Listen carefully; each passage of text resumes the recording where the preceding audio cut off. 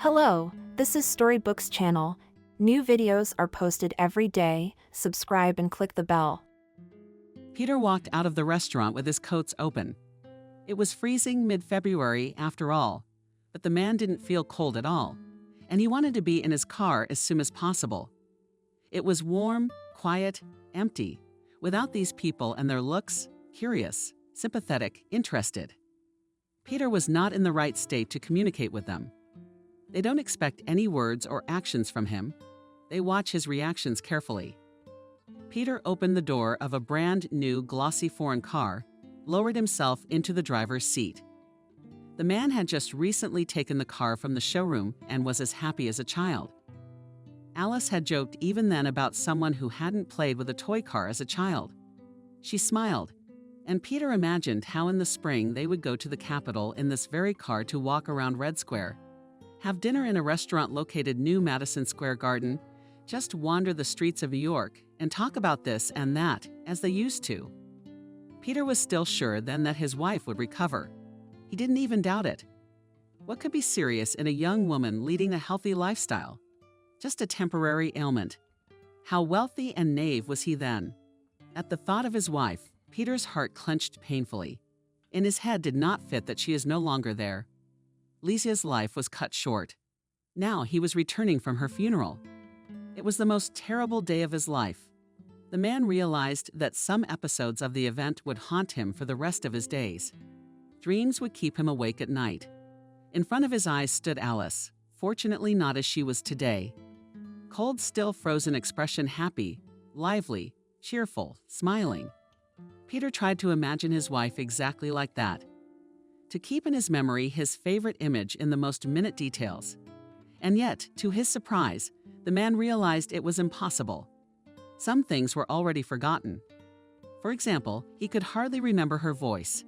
After all, only a short time had passed. Until 3 days ago, Alice was alive. She was sick. Peter knew it was serious even then. He had no idea it would end up like this. The doctors had discovered that Alice had a very rare form of blood cancer. The treatment didn't work, but there was still hope. It seemed necessary to find other doctors. Get Alice into a better clinic, and everything would be fine. Peter was constantly in touch with specialists from all over the country, and even foreign medical luminaries. Alice was treated, examined, given expensive drugs, chemo sessions, and the results were short-lived. At the hospital, her vitals seemed to start improving. Alice would be discharged, but at home, it would happen again. Weakness, worsening pain tests. In recent months, Alice had become a pale shadow of herself. She had always been slender, but the disease had taken its toll on the young woman.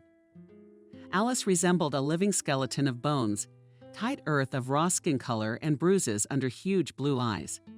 An unnatural poverty. Alice's lush ace hair had rotted and thinned. She didn't even have the energy now to get to the bathroom or make herself breakfast. Nor if, frankly, did she want to at all.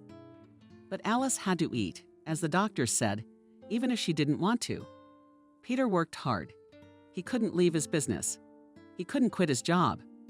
Of course, he wanted to spend more time with his wife. She needed so much help. But the treatment required a lot of money, so the man did his best. Good, at least near Alice in his absence, were her mother Helen and childhood friend Emily. Emily was never far from Alice's side. Helen was sick herself. She'd always had a weak heart, and the situation with her daughter worsened her condition many times over. Several times an ambulance took the elderly woman right out of Peter and Alice's apartment. But Emily turned out to be a real rescue. The woman worked remotely, filling out product cards for the market playoffs. It wasn't much of an income, but Emily was happy about it. She graduated from culinary school and specialty work, did not want to carry heavy pots all day to spend in the kitchen riding heat. Oh no. Emily found herself a completely different way to earn money. Such a free schedule came in handy for Emily. A friend could look after Alice without any problems. She would come to Peter and Alice's apartment with her laptop in the morning. She would only leave in the evening when the landlord returned. Emily would entertain Alice with conversation. She also cooked for her special meals recommended by specialists. She offered her pills in time, fed her by the hour, did not let her friend fall into despondency. Constantly slowing down, lived, remembered some funny incidents from their common childhood. Peter was very grateful to Emily. She had done a lot for Alice, and for him too. Emily had supported him during the days of Alice's serious illness. And afterwards, when everything had happened, there were a lot of people at the funeral. But of course, Alice was so young, so active, so social. Peter couldn't even mentally add words to all those definitions. He still didn't believe it. Alice's coworkers and Peter's relatives, friends and girlfriends, were a whole bunch of people. The man was even confused to see such a gathering of people at the gates of the church where his beloved was to be buried. Of course, they all mourned, cried, expressed sympathy. But life always takes its own course. Peter, despite the fact that he was in some incredible state to notice details, people talked among themselves on distracted topics and even smiled sometimes. Yes, the loss of face was a tragedy for each of them. They knew her and maybe even loved her. But the feelings of those who came, they were nothing compared to what he was experiencing. They couldn't understand the depth of his despair, couldn't feel his pain. And that irritated him. Peter restrained himself from saying anything rude to anyone. Helen, Alice's mother, was barely holding on with only Helen and Emily. Only these two people were grieving, just like Peter. They too had lost someone important. Helen's own daughter and friend, practically a sister. She and Alice grew up together. They had so much in common, and yet Emily found the strength to support both Peter and Helen. Alice's mother was painful to look at in general. I would like to hug her, to tell the old woman the right words. Except he couldn't physically do it too hard. Too scary, too painful. Then it's all later. The funeral at the cemetery, then the wake at the restaurant. The feast was still in full swing when Peter suddenly realized that he couldn't stay here any longer. He didn't want to go home either. Everything that reminded him of Alice. How to enter the apartment, knowing that the beloved spouse will never be here again. And yet to stay among all these people who were no longer shy, talking animatedly, looking at each other, smiling. It happened as if involuntarily by itself. The guests tried to keep a sad expression, befitting the occasion, but life was taking its toll. Anyway, Peter got up from his chair and without saying goodbye to anyone, moved towards the exit. Emily noticed it and hurried after him. "Where are you going?" The woman held Peter by the arm. He had already left the hall into the lobby. "I can't be here anymore," the man answered honestly. "Home." Peter nodded briefly. "Do you want me to come with you?" Emily stared intently into Peter's eyes. With one hand, the woman held him by the elbow. With the other, she stroked his back soothingly. Worried. So much involvement in her, so caring, good Emily. A loyal friend. After all, once Emily did not like Peter. He even argued about it with Alice, who assured that her friend was the most faithful and reliable person in the world. Well, that's how it turned out in the end. Alice was right. Life proved it. "How can I go with you?" Emily repeated the question. "No, you shouldn't. I want to be alone, whatever you say. But if anything, call me right away, any time of day or night. If you want to talk, if you need anything, it's hard for me too. Grief is easier to get through, I guess." Emily lowered her eyes. She seemed to be fighting back tears at that very moment. "You should stay with Helen. She doesn't look so good." "I can't do it myself." Emily nodded briefly.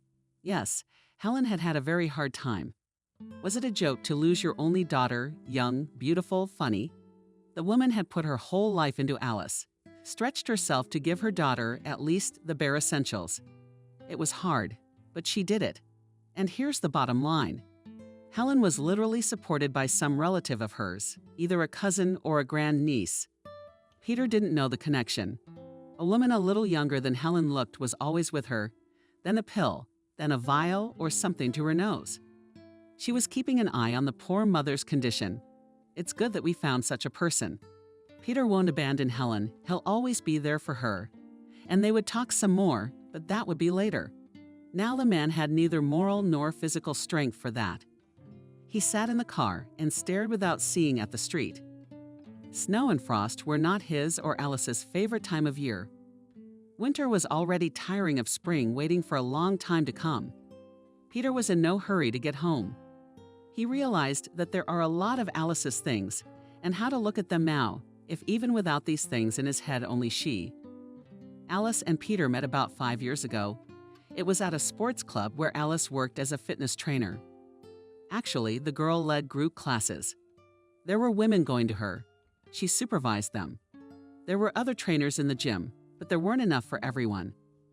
Therefore, Alice, seeing how wrongly the novelty of using fitness equipment, consulted him, although she was not supposed to do so. Alice took an instant liking to Peter. You bet she did. Tall, slender, trim, huge blue eyes beautiful. Shimmering in the light, blonde hair a beauty. That's just it. There were many pretty girls in the trainers, the eye pleased, but Alice stood out for her naturalness and friendliness. She was warm, open, smiling. It was immediately apparent that the girl loved what she did. This quality could not but arouse Peter's respect. He himself was exactly the same. As Peter and Alice gradually became closer, their relationship became friendly.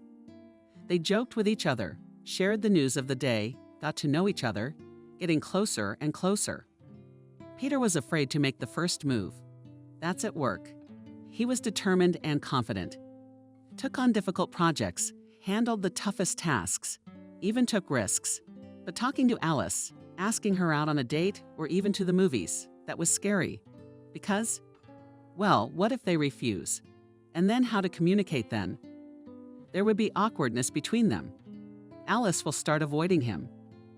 There's no telling how it would have ended if Alice hadn't taken the initiative. I hear the Steel Eagles are coming here. She approached Peter one day. Maybe we should go because my friend Emily doesn't listen to that kind of stuff. Peter was kind of taken aback for a second. He and Alice often talked about their musical preferences. They both liked rock. They both listened to the Steel Eagles, among other things. Peter had seen posters posted around the city, but for some reason it hadn't occurred to him to take the opportunity to invite a girl to a concert. And Alice, from her lips, the proposal to visit this event together sounded so easy, so natural and relaxed. Of course, Peter had agreed. He doubted whether to offer Alice to pay for her ticket or not. Maybe the girl would take it the wrong way. Alice came to the rescue. It turned out that she had an aunt working in the ticket office, and she got 2 free tickets for her niece. So the matter resolved itself. Peter was with Alice outside the gym for the first time. They walked side by side from time to time, casually touching each other with their hands or shoulders, discussing the rock band, the newcomers to the gym, and even Peter's work. Yes, Alice seemed genuinely interested in what Peter was doing. You're so smart, figuring out all those percentages and graphs. I wish I had a head like that. Peter knew by then that Alice was trying to go to university right after school, and also to study economics, just like him. Only she didn't have enough points to pass the minimum threshold. And the competition that year for the prestigious department was very high. But the girl was not upset. Economics did not attract her too much. Yes, and math, logic, and similar disciplines she did not particularly like. Rather, enrollment in economics was the desire of Alice Helen's mother. She believed that the economist profession is monetary and respected. That's why in high school, despite the meager salary, hired tutors for her daughter. Only those still did not cope with their task, the girl never entered the desired faculty. But her other dream came true. Alice from childhood had a passion for sports. She from the first grade attended a sports school gymnastics department, went to competitions, received discharges. Stars from the sky was not enough, but certain successes still achieved. Alice very inspiringly told Peter about her feelings. You know, it is such an inexpressible feeling when you feel your whole body, every cell. When I missed a few training sessions in a row, I immediately felt this lightness, agility disappear. Now it's the same, I just relax and that's it. They say movement is life for a reason. Alice wanted to make other people happy and healthy. Let them also feel this muscular joy. Let them become more beautiful and energetic. Alice didn't want to be a trainer at a children's school. She felt that she was not too good for working with young children who might be future champions. But the work at the fitness club is up to her. The trainer contributed to the enrollment of one of her favorite students in a pedagogical university. Alice studied there with pleasure, got her diploma, and got a job in a sports club. She shared her impressions with Peter. First of all, I like the movement. I can't do without it. Secondly, it's nice to see how people gradually transform, lose weight, become more confident. But thirdly, I am always in good shape myself. Peter smiled. Yes, Alice was in good shape. They fit well, even the simple things from the cheap stores. It was impossible not to admire her slim figure. That first night after the concert, Peter finally decided to tell the girl about his feelings. The moment was just right. They were walking through a deserted autumn park, tall bright lanterns and trees decorated with golden foliage. And no one around. You know, I really like you, Peter said decisively, looking into the huge blue eyes of his charming companion. Understand me correctly, and I you. But at last Alice smiled. I thought I'd never make up my mind. I know I can see it all. Why are you so tense? I really like you too, don't I? Peter couldn't believe his ears at the time. Just like that, it turns out to be simple and easy. And what? Only so much time. And they started seeing each other. Walking around the city, sitting in cozy cafes, trips to the countryside. Gradually, Peter and Alice got to know each other's friends. That's how Peter got to know Emily, the best friend of his favorite girl. For some reason, he didn't like Emily right away. She was a pretty red-haired girl. Short, nice round green eyes, quite attractive. A big smile, a ringing laugh. Seemed like a wonderful girl. And yet, Alice and Emily grew up together. They lived in neighboring entrances, played in the same sandbox, and became first graders, even sat at the same desk, always and everywhere together. Emily was also involved in gymnastics at first. The girls went to the gym together, but Emily was not very good at it. She couldn't even get the second junior category, so she just sat on the third. And then she quit, of course. But Alice stayed. Emily, like Alice, could not boast of success in studies. The girls were weak and good for 24 hours, and then they slipped to threes. True, thanks to the efforts of tutors, Alice still managed to get a good certificate. To enter the university, it did not help her. Nevertheless, Emily graduated from the culinary college. The girl, as she expressed herself, was not going to work hard and therefore found a not burdensome occupation. Filling out product cards at Marketplace, they earned pennies, but for life in general was enough. Despite the initial data, Emily was quite an ambitious girl. She planned to open her own business in the future. However, she did not take any steps in this direction, explaining it by the congestion at work and other life circumstances. There was something unnatural about India. But Peter did not share these impressions and observations with Alice. He saw how close the girls were. They often talked about some episodes from their childhood and youth, showing their connection in every possible way. Peter did not want to upset his beloved. Alice was worried about Emily. She was having trouble with guys for some reason. She even asked Peter to introduce her to someone, a friend or a colleague. Peter tried. He had a young unmarried programmer at work, a nice guy, only very shy, inexperienced. He wasn't very good with girls, just like Peter used to be. It didn't work out. The programmers went on one date, and that was it. The guy then evasively explained to Peter that they didn't fit each other's personality. And a little later, the friend admitted that Emily took him too quickly, made a capricious princess of herself on the first date, and demanded some kind of investment. Hinted at a trip to an expensive store. All in all, the guy suddenly felt like he was being used. An unpleasant feeling of a second date he didn't want. Peter also didn't like Emily's jokes about Alice. It seemed like friendly banter, but it was a little too precious about her friend's accomplishments and her dignity. At least that's what it seemed to Peter. And yet Emily turned out to be a great friend. She was always there for Alice. When she needed help, she supported her in difficult situations, found the right words to cheer her up.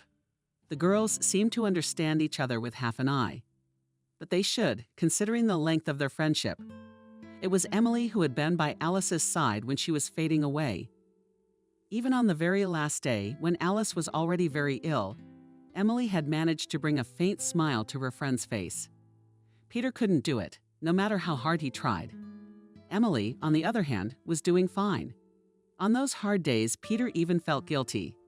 He had never treated Emily well. She turned out to be such a loyal friend. Emily had helped him with the funeral, too. Peter was in a state of prostration.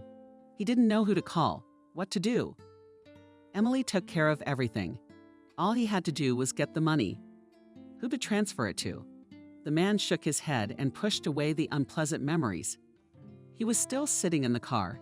It was already getting dark. People were leaving the restaurant in small groups. They were all the people who had come to say goodbye to Alice tonight.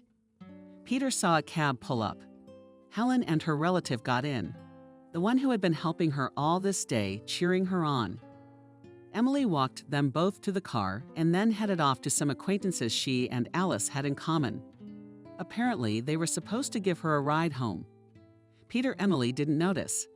The man was glad of that. She would have wanted to talk to him, to comfort him. And Peter wanted to be alone. The man chased the scenes of helplessness out of his mind. Alice's ears on the bed in the bedroom. The features of the face shot up. The lips turned pale. Even then, one could realize that there was no escape. But Peter paid no attention to all these signs. He was full of plans and hopes. The man arranged for Alice to be transported to a Moscow clinic. Everyone had already given up on her, but one professor still decided to try an experimental treatment. He didn't give any guarantees, but it was still a chance, and Emily had her doubts. She tried to tell Peter that Alice shouldn't be tortured. She needed peace. How could she travel to the capital in such a serious condition? Her opinion decided nothing. But still Peter was not pleased that the girl was so zealous to dissuade him. Only he held himself in check. Emily had done so much for Lesya, for both of them. When the symptoms of the disease began to appear, it must have been a little over a year ago. Only at first, not Peter, not even Alice noticed the warning signs. Well, Alice started to get tired faster. If earlier after training she came home, cheerful, full of energy, now she barely had enough strength to take a shower. Then she'd fall on the couch, turn on the TV and watch shows. "It's not like you," Peter jokingly remarked. He'd come home from work later. "What can you do?" "Age?" Alice smiled. It was only the beginning. Ahead of the girl awaited much harder trials, but at that time neither of the spouses even knew about it. Alice and Peter were planning children. Both dreamed of a large family. Peter even already looked for a house in the countryside. His apartment, of course, was very spacious and beautiful, but when they had children, they would need more space. And of course, a big garden with swings with merry-go-rounds for merry games. Alice loved talking about what kind of family they would have. The couple made grand plans. What would their children do? Where would they take them on trips? What kind of birthdays would they throw them? These were pleasant conversations. They made me feel warm and calm. But both Peter and Alice agreed that there was no need to hurry with the hares. The thing was that Peter often went on business trips. He had such a position, but soon he was to be promoted, and then these trips would stop. Only for this man needed to put himself to the full, to show himself at his best, and that took a lot of time and effort. In calm and prospects, and even higher-paying jobs Peter tried. He was often absent from home and business trips. Well, what child can be in such a situation? Yes, and Alice was actively working. A fitness trainer is a personal brand. You have to work hard to build it. Contracts with different fitness clubs in the city, incessant training to improve skills. Alice has not yet had time for motherhood. Both spouses led active lives, worked hard for a bright future together, and they were young, still very young. The biological clock was still ticking. They were not driven by anything. When will you please us, your parents, with grandchildren? Alice's mother often asked the young ones this question. We'll make our daughter happy, she promised, but it's not the time now. We're both pursuing careers. So you are. A child won't hurt. I'll always help you if you need it. "Mom, you have a weak heart. My conscience won't allow me to put an active baby on you." Later, Peter often remembered these conversations and desperately regretted that they did not listen to Helen's advice. The man felt tears coming to his eyes again. He still hadn't started the engine. It was getting dark. A snowstorm was beginning. Peter thought of the children he and Alice had never had time to bring into the world. On the one hand, if they still had a child, the man would feel less lonely in his life. There would be a meaning to live for, something to do to try. On the other hand, a little boy or girl would have lost his mother, the most dear and important person. Even thinking about it made me afraid. Peter pulled his phone out of his pocket, absent-mindedly flipping through the gallery. There were a lot of photos. Pictures from holidays, photos of documents, just random shots. The man was only interested in pictures of his wife. A year ago, the disease had already made itself known, but Alice still looked as normal as ever. She was trying to live her life as usual. True, such an active pace is no longer clearly could not withstand. First, the girl gave up a few part-time jobs, then dropped out of the courses she dreamed of finishing. Alice lost weight. She was now often nauseous. Peter at first even wrote it off as a sign of pregnancy. Yes, they planned to have heirs later, but they would have been happy with this scenario. The husband persuaded his beloved to undergo examination, himself enrolled her in the best local clinic, and even escorted to the reception Alice.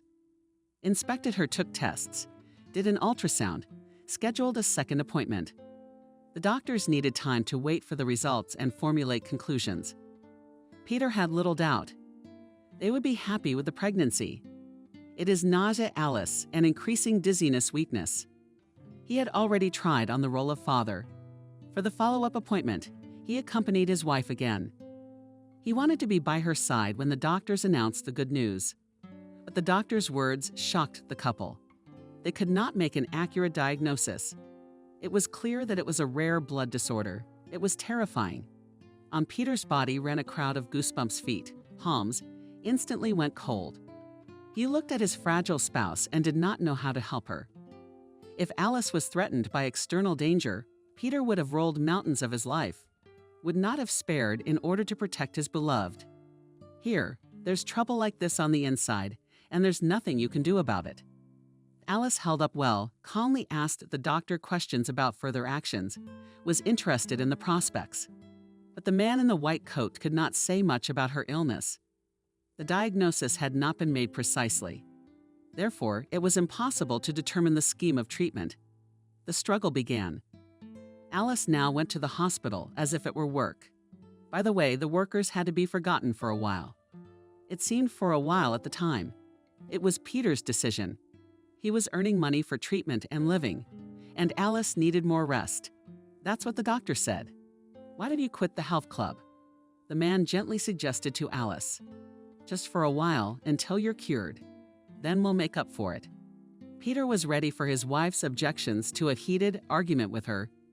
He knew how much Alice loved her work. She had confessed more than once that she couldn't live without sports. "But you're right, it's better this way. I've been getting a little tired lately."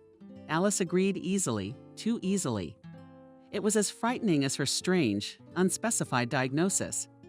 This submissiveness, this lack of strength and energy. And so the struggle began. Peter's parents pulled in all their connections. Alice was seen by the country's top doctors.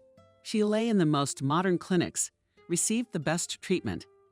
The girl was even consulted by foreign medical luminaries. Next to Alice were faithful people. Her mother Helen and her childhood friend Emily. Emily often came to see Alice. Her job allowed her to show up at any time. Peter enjoyed her visits because they were the only ones who could get Alice to go shopping or to the movies. The red-haired friend had a marvelous effect on the patient. She acts with me as if nothing was going on. Trying to explain to Alice's husband, and I'm even starting to feel better. I'm starting to feel like nothing has changed either. From time to time, Alice was in hospitals and clinics. No one was ever able to diagnose her. It was some strange and unstudied type of blood cancer. Standard treatment didn't work, so the doctors experimented. What else was there to do? The interesting thing is that the treatment worked and the hospitalized Forrest got better. Indicators stabilized to the girl, gradually returned strength. She was discharged under home observation. Treatment continued, but sooner or later the disease always returned. The tests were worsening again, as was Alice's condition. The doctors had no idea. They had no idea. What's wrong? Tried new regimens, shyly rejoiced at the improvement that followed. Then everything went back to normal.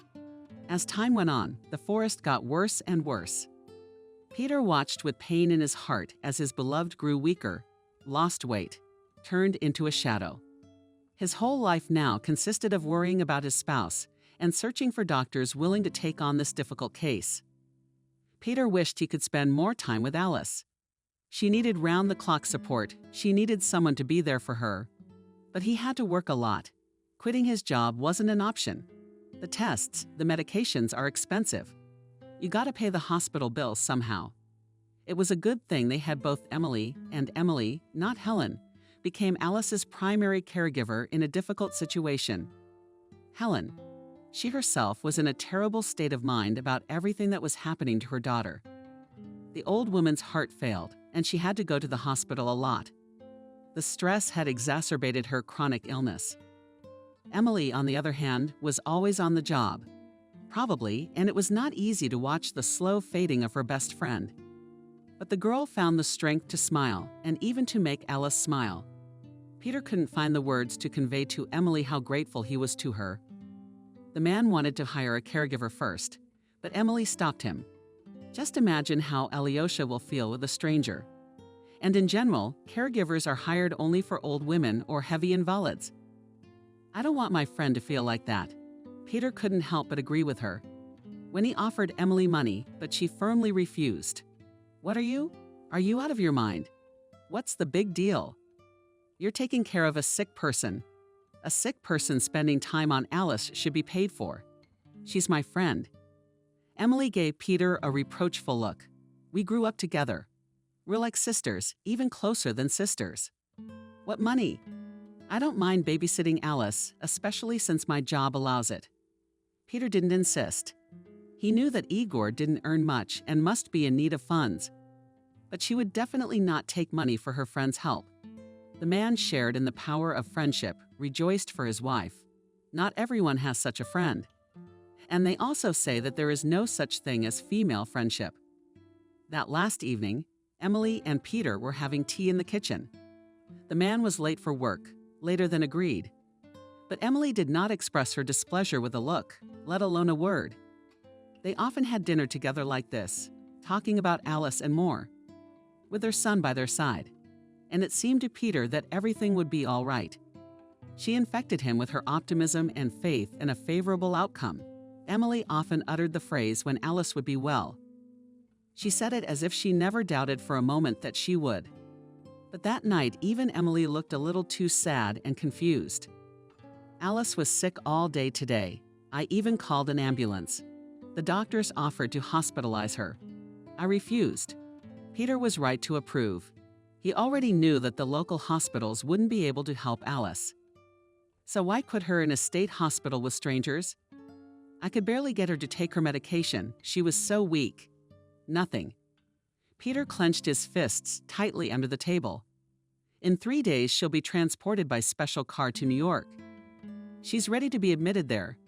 New York. Thinking about it again. Is it worth the stress? It's better for Alice to take it easy now. She needs to rest.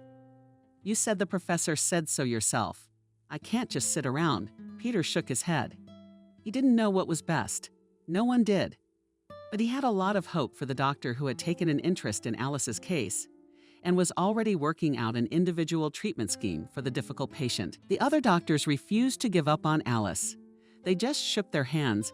They signed their own impotence. Well, here you have to hope only for a miracle, shook his head, the distinguished professor to whom Peter had recently turned. They can be miracles, of course, for his practice has seen a lot of such things that will not believe. But Peter refused to live in hopes and dreams. He has always been a man of action and therefore continued to fight, looking for doctors willing to take on a difficult case. But the decision in any case, you and Alice smiled Emily goodbye. Maybe she really will be helped in New York? Who knows? I'll support you and I can do the best I can. Thank you, Peter said with feeling. You do so much for us. Well, how could I not? I'll be at your place by 9 tomorrow. I hope Alice will be better in the morning. But Emily's hopes were not realized. Peter sat by his wife's bedside for a long time that night, holding her thin hand, stroking her hair. She was already asleep. Alice had been in a deep sleep for 24 hours lately. It was for the best. Perhaps it would be easier to bear the hardships of an unknown illness. Even in her condition, Alice was a beauty. Pale and haggard, but still beautiful. Get well, whispered Peter in her ear, not knowing whether she could hear him or not. As soon as you're better, we'll go straight to Greece, to your favorite hotel. You'll wear a white bathing suit. She is a daughter. We'll feel good there, calm. That night, Peter fell asleep too quickly. Heavy thoughts didn't bother him. Maybe he was just very tired. In the morning, the man, as always, first went to check on his wife. There was an uneasiness. Alice usually woke up in the night, thirsty or in pain. Then the man would give her an injection, but this was silent. Alice lay exactly as Peter had placed her. The blanket hadn't even been pulled down. Her heart sank in an anxious premonition. The man realized everything even before he touched his spouse and felt the icy cold. The worst thing happened. It was like a dream. The first thing Peter did for some reason was dial Emily. She came rushing over. She took one look at Alice and cried loudly. Peter sat in the kitchen and watched cigarette after cigarette. His brain refused to accept the terrible truth. Emily, seeing the state of the man, quickly pulled herself together, made the necessary calls, and made a flurry of activity. It was she, Emily, who organized the funeral. Neither Peter nor Helen were capable of doing so in a state of shock and stupor. And now Peter is sitting here next to the restaurant, where Alice's wake has just taken place. It's been a difficult day. The funeral service at the church cemetery, the memorial dinner. The man has been holding back tears and tearing up the whole time. Sobs. Somehow, he didn't want to show his feelings in front of all these people who were looking at him with curiosity and interest. Alice looked like she was just sleeping. Peter looked at her so quiet and solemn restroom with fresh flowers. But remembering his wife was not what he wanted to remember. With an effort of will, the man conjured up images of a living Alice in his mind, of her laughing, of her teasing him, of her leading a fitness club class. Anything but that unnaturally calm face. The man decided he wasn't going home today. No. Everything that reminds him of the tragedy. Better to go to a hotel and get a room for a couple of nights. And then, when Peter comes to his senses, when he returns home, he will decide how to be with his beloved's things. And in general, there's so much to do, but not now. Later, Peter finally started the engine. He drove to the hotel near the train station. There were always vacancies there. The man suddenly felt hungry. Reminded at lunch, he couldn't swallow a bite, which wasn't surprising. What was strange was the other thing. How could he want anything at all in such a situation? But his stomach was growlingly reminding him of himself in the morning. Peter parked in the central station square and headed for a kiosk with a hot dog, wondering to himself, there were a lot of people here even at such a late hour. People coming and going, seeing off and greeting, and just people who wanted to buy something in the station stores. And then Peter felt someone's gaze on him. The man turned around and met eyes as black as the night itself. It was a young gypsy woman. Very young, almost a child. Her skin seemed even darker with the bright red lipstick that covered her full lips. From under a fluffy gray kerchief, a long braid poked out. The gypsy was wearing a short sheepskin coat, a floor-length purple skirt, and massive black sneakers. Realizing that the man had noticed her, the girl hurried over to him, stretching her lips into a welcoming smile. "Help, dear, what can you do?" The child is waiting at home hungry, and the gypsy began her song. Did this young lady have a hungry child? Peter didn't even want to think about it. Anyway, the girl needs money. Asked why not help. Peter slipped his hand into his pocket and handed the gypsy a few large bills. The girl looked at the money with disbelief. "Is this all for me?" "Yes," Peter nodded. "Why?" "Do Do you need money? I have it. What's the problem? The gypsy woman smiled charmingly and hid the money in a clear bag. Thank you, dear. Peter nodded and got ready. It was all ready to pass by, but the gypsy woman held him by the sleeve of his down jacket. Wait, don't hurry. I see you're in trouble. Serious trouble. You've lost someone. Those words made Peter stop. How does she know?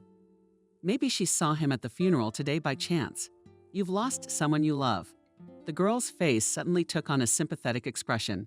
Your wife or your favorite friend? How did you love her and still love her? How do you know this to me? Rudely asked Peter. A gypsy hand from his shoulder. A fortune teller. Without the slightest embarrassment, answered the girl. My grandmother gave me her gift. I see you do not believe, but it does not matter. You want to be rich. You gave me so much money. I want to do something to help you. I can see there's something wrong with your story, the weather. Suddenly Peter's decided. Really, what does he have to lose? The gypsy. She's got something on him. Shall I give you a hand? No, the girl smiled. I don't need all that. I need to look into your eyes. Look into your eyes. I'll see everything there. Well, look. And the gypsy woman began to look carefully into Peter's face. The man could not take his eyes off her incredibly black eyes. It was as if they were drawing him in, conjuring up thoughts in his head. Suddenly, there was not a single thought left. He felt light at heart, pleasant, as if this hard day and all the grief that had preceded it hadn't happened. The rest of the world suddenly ceased to exist for Peter. There were only two deep black lakes in front of him. The eyes of the young gypsy woman. How long this strange state lasted. Peter then tried to understand but couldn't. Maybe a couple of seconds, maybe a few minutes. And then suddenly the gypsy girl looked away sharply and everything returned. The noise of the station square, the unbearable weight on my heart, the smells, the thoughts. The gypsy looked strange. She looked confused. How much pain? Pronounced at last, the girl shook her head. A lot of pain and despair. But I understood why you lost the one you loved. I saw what a close bond there was between you. Now it's torn. Does it hurt? Of course it hurts. Peter thought the gypsy looked at him with sympathy, but he still couldn't believe her words, that she had an unusual gift. But how little did she know him from? It was unlikely, of course. Only that this girl might well have seen him in the cemetery, or at the church, heard something from people, and put two and two together. You don't believe it, the girl sighed. I can see you don't believe me. Well, do you want to tell me that you promised your beloved on her last night to take her on a trip to Greece as soon as she recovered? Peter shuddered. He suddenly remembered clearly how he had sat by the bedside of Alice, who was already asleep, and whispered to her in her ear the words about the trip. He promised to take her to the sea and begged her to get well soon. No one could know that for sure. Maybe the gypsy just guessed, but I don't think so. I told you I had a gift from my grandmother. The dark-haired girl said seriously. I saw something else. Scary. Your favorite. She didn't leave on her own. Helped her how? Who's in my wife? She was sick. A very rare diagnosis. The doctors tried, but the disease came on its own. The gypsy woman said quietly, looking straight into Peter's eyes. And he immediately believed it. What? What happened to her? The truth, you won't like it, sighed the girl. But you have to know it, because you might be in danger yourself. I have to help you. You're a good man, generous, kind. I'll tell you everything. You're ready. Peter wasn't sure if he was ready, and yet he nodded his head. A close person, a very close person, your favorite person, had done this. She trusted him with her. This woman she is, and she drove your love to the grave. Intentionally. I see a lot of black envy, so black it's scary. I rarely see that in people. Peter, of course, immediately thought of Emily. She was the only one who fit that description. Alice had no one closer than her and her mother. Helen obviously couldn't hurt her daughter. Neither could Emily, but the gypsy girl's red hair continued. This young woman has red hair. Emily exhaled. Finally, Peter. The red hair is a detail that dispelled all doubts.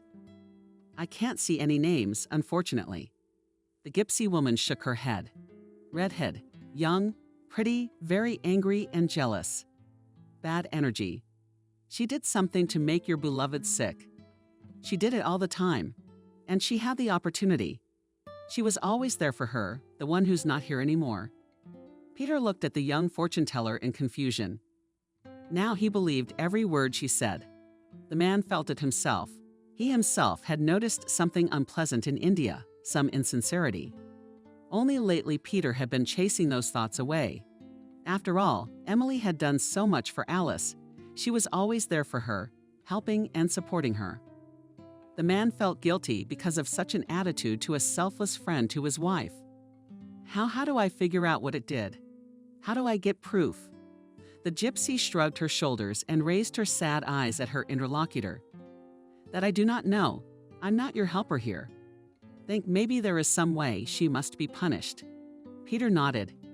He realized that he wouldn't get any more information from the gypsy. The girl had told him enough already. Thank you. Peter took another large bill out of his wallet and handed it to the girl. She nodded gratefully and accepted the extra payment, which she hadn't even expected. The man turned around and walked with a determined stride toward his car. Had he changed his mind about spending the night at the hotel? No, he absolutely had to go home to look for proof. And he already had thoughts on how to do it. Wait. The voice of a young fortune teller came from behind him. Peter turned around. Keeping her away from the redhead and this one, not trusting her. She is very dangerous. The man nodded briefly and continued on his way. The house was empty without Alice. Quiet, dark. Things were lying everywhere in disarray. On the eve of the funeral, Peter was in no condition to keep things in order. Peter went straight to the kitchen. There was a hidden surveillance camera installed under the ceiling. Only he and Alice knew about it. The thing was that it was in the kitchen that a safe was installed, also hidden from prying eyes camouflaged. There was money, valuables, and most importantly important documents, contracts, agreements, everything that was of special value to the company where Peter worked. The installer of the safe recommended to equip the kitchen with a camera. That's what everyone does nowadays because, well, you never know. Of course, you probably won't need it. But there are times when these records come in very handy during a trial. Well, Peter installed the camera. He almost never thought about it. But now, after a strange conversation with the gypsy and realized the safe deposit box was right, now he needs those tapes too. By the way, the farther Peter went away from the place of meeting with the fortune teller, the less faith in the reality of what was happening at home remained. The words of the young gypsy woman seemed to the man a typical divorce. The girl simply wanted to talk his teeth in, to extract as much money as possible through the stranger. A common practice of street beggars. Perhaps the gypsy girl had even hypnotized him somehow, and everything he had heard from this girl was just a figment of the inflamed imagination of a man who had lost his beloved. Nevertheless, Peter decided to look at the surviving footage from the camera. It seems that the videos should remain in the memory of the device for 3 months is quite enough time. If Emily is really involved in something, Peter will see it. The man spent all night in front of his laptop monitor, watching footage from his own kitchen. It was hard in places, very hard. Alice glimpsed in the footage, albeit faint from the ears of the pale, but still alive. At the quick transition, especially the changes happening to the girl, the changes were striking. It was as if she were melting away. Day by day, she was turning into a drone ghost. Peter saw her and Alice having breakfast in the kitchen, talking about something, smiling at each other. That was still only 2 months ago. Soon the girl had gone completely blind, and Peter was already carrying breakfast to her bed. More carefully. All in all, the man was looking at pictures from India. Alice's friend stayed at their house all the time, so she was a frequent heroine of videos from the kitchen. Emily was working right there, sitting at the kitchen table. She typed fluently on her laptop, distracted from time to time by preparations and phone calls. Sometimes she'd disappear from the kitchen for long periods of time, probably watching TV in the living room and chatting with Alice. The camera was only in the kitchen. Peter noticed something else Emily added to the food she cooked for Alice. Some liquid from a small bottle with a red cap. The man first thought it was one of Alice's medications, but the bottle was stored in a cabinet under the sink. That's an odd place for a medicine. It was as if Emily had purposely hidden it from view. The thing is that under the sink was a niche, an empty space between the furniture and the wall, a kind of hiding place. Apparently, that's where the strange bottle was. Emily added this liquid to everything Alice gave her: porridge, soups, drinks, even fruit. With amazement and horror, Peter watched Emily inject the obscure drug with a syringe directly into Alice. It seemed more than strange. Peter had an idea of what medications his wife was taking, and the list of medications did not include anything liquid, only pills. And they didn't need to be taken that often, not at every meal. They were all potent prescription drugs. A terrible realization struck Peter. Could it be? Could Emily have poisoned Alice? It didn't make sense, but there were videotapes. The camera had captured everything as clearly and as thoroughly as possible. Peter got up from the table and went into the kitchen. He opened the cupboard under the sink, stuck his hand into the niche. He didn't expect to find anything there. Emily, because if she really did it, she'd surely gotten rid of the evidence while on the go. She had the opportunity, but no. Peter pulled out the bottle with the red cap. It was almost empty. Only at the bottom were a few drops of an unidentifiable substance. Peter was sure that this would be enough to analyze. The man's cell phone vibrated in his pocket. The name Emily appeared on the screen. Wow, had she sensed something or something? Yes, Peter tried very hard to keep his voice steady and calm. You didn't seem to have your face all over the place. Maybe I should come over. Do you need my help?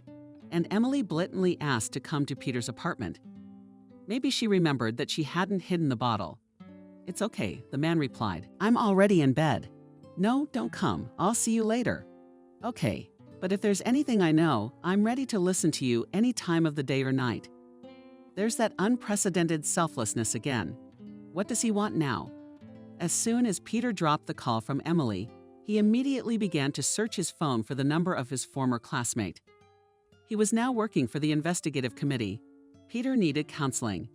Where should he go with his evidence and suspicions? Where to start the investigation? It's not every day you find out your wife's best friend is a criminal. Once he contacted the investigators, the case spun at breakneck speed. I had to pull some strings. Not without that. But the results came back fast. There was a very toxic substance in the bottle. And yes, its effects on the human body could cause the symptoms and consequences Alice had. But it's extremely difficult to detect in the bloodstream. So the doctors didn't, especially since they weren't looking for traces of poison. Who would even think of such a thing? You can't get such a drug by accident, and a non-professional couldn't have made it either. Most likely a poisoner. That would require contact with people outside the law. Well, or he was an experienced chemist himself, so there was no doubt that Alice had been poisoned. It was a hard thought to accept. After learning the cause of his wife's death, it took Peter a long time to calm down. He threw things against the wall, growled like a rabid animal, smashed everything in sight, and like the neighbors. Only the police weren't called. Peter realized he could have prevented it. He could have, if only it had occurred to him to look at the security footage earlier. If only he had sent Alice for long-term treatment in a clinic where they would have been barred from entering. After all, his beloved had always gotten better while away from home. The symptoms didn't disappear completely, but the girl's condition clearly improved, and at home everything started all over again. No wonder. There was no Emily in the hospitals either, who generously supplied poison with every portion of Alice's food. The sneaky friend may have succeeded in injecting, nodding off the drugs, the food she brought to the hospital for the patient. But these were very different doses. That's why Alice was getting better within the hospital walls. Why didn't Peter make the connection between these facts in time? Proving Emily's guilt was more difficult. Yes, the video clearly showed her putting liquid in her friend's food. But there's no telling what was in that bottle. Not caught, as they say. Presumption of innocence. Emily's fingerprints were on the glass. But Peter's fingers were there too. So he was under suspicion for a while too. Emily, of course, was called in for questioning. Afterward, she called Peter, yelling at him on the phone, shamefully trying to make him feel sorry for her. How could you think that of me? I've known Alice since she was a little girl. I've known her a lot longer than you have. She's like a sister to me. I would never hurt her. I've spent so much time taking care of her. And you? I've seen you give it to her. Saw it with my own eyes. Peter was very happy that Emily lived across town. He was ready to tear that bitch apart with his own hands for what she'd done. But he can't go to jail. There are parents, there is Helen, who is now all alone. There's work, people need him. And he's not going to get framed for Emily. The bastard will be punished by the law. Peter didn't even doubt that it would happen sooner or later. After all, the investigator discovered more and more details, so managed to find the manufacturers of poison. They confirmed that it was Emily who ordered it. And voila! They even had a record of it. These people were filming their customers to protect themselves. Having video evidence came in handy. Other evidence was found: Emily's fingerprints, traces of the substance in her purse, and in the toilet where she tried to flush the poison. She did not take into account the fact that the drug is well eaten into all surfaces. Detecting its presence even after a while is a very simple and feasible task. Molecules of the substance were even found under Emily's fingernails. And then there was the trial. The evidence base was very rich, so there was no problem with the verdict. Peter looked at Emily after the judge announced the verdict. Of course, the man was present at every session. It was important to him. Very important. 10 years in a maximum security penal colony. A long term, of course, but in Peter's opinion, insufficient. The mitigating circumstance for this red-haired monster was gender. Women don't get much, but at least this 10 years will spend behind bars. Emily looked at Peter with undisguised malice. There was despair, fear, rage in her eyes, but not remorse. A true monster. How could you? With tears in your voice? Helen exclaimed. She too was present at the sentencing. For her, the news that Emily was involved in Alice's death was a shocking revelation. The elderly woman knew Emily as a little girl, came to her house, fed her delicious pancakes, even took her daughter's friend to her work for New Year's matinees. Consider the neighbor girl a relative and took a direct part in her upbringing, especially since Emily's parents did not care much about the child. And then all of a sudden this happens. How could you do such a thing? Helen repeated, looking at Emily. We trusted you so much. You always thought I was inferior. Emily replied dismissively. We didn't. You took advantage of me. I have no regrets. Now that the verdict had been pronounced and could not be appealed, Emily was no longer hiding her feelings and thoughts. Helen suddenly trembled violently. Peter hugged her tightly by the shoulders. He felt responsible for Alice's mother now. She was all alone after all. Peter immediately decided that he would never leave her. Immediately after Emily's exposure, Peter went to Station Square again. He wanted to find that gypsy woman. Why? The man himself could not clearly answer this question. Perhaps to thank the fortune teller, who had helped him to find out the truth about Alice's death.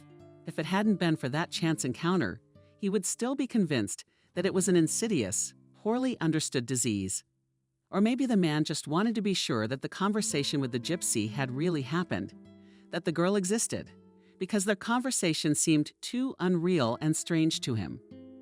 But he did not find the young fortune teller at the station.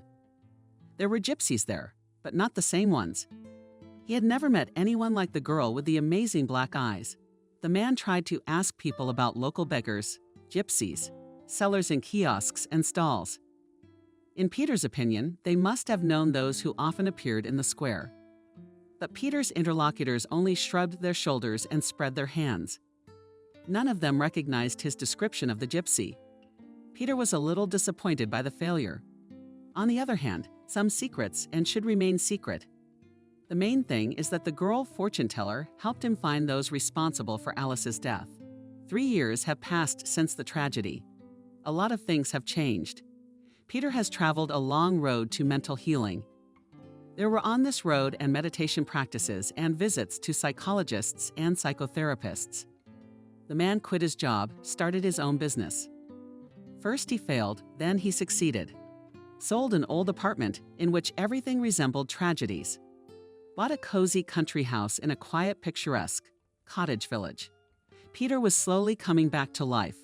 He realized that Helen needed his support, and his parents were worried about their adult son. That's why Peter worked on himself. Gradually, life began to shine again. The sadness and longing for Alice did not go away. They remained forever in Peter's heart, just like the tradition to visit the cemetery several times a year. Alice's birthday the day she left. And yet one day Peter was surprised to realize that he could enjoy the simple things. A delicious dinner, socializing with friends, the beauty of nature.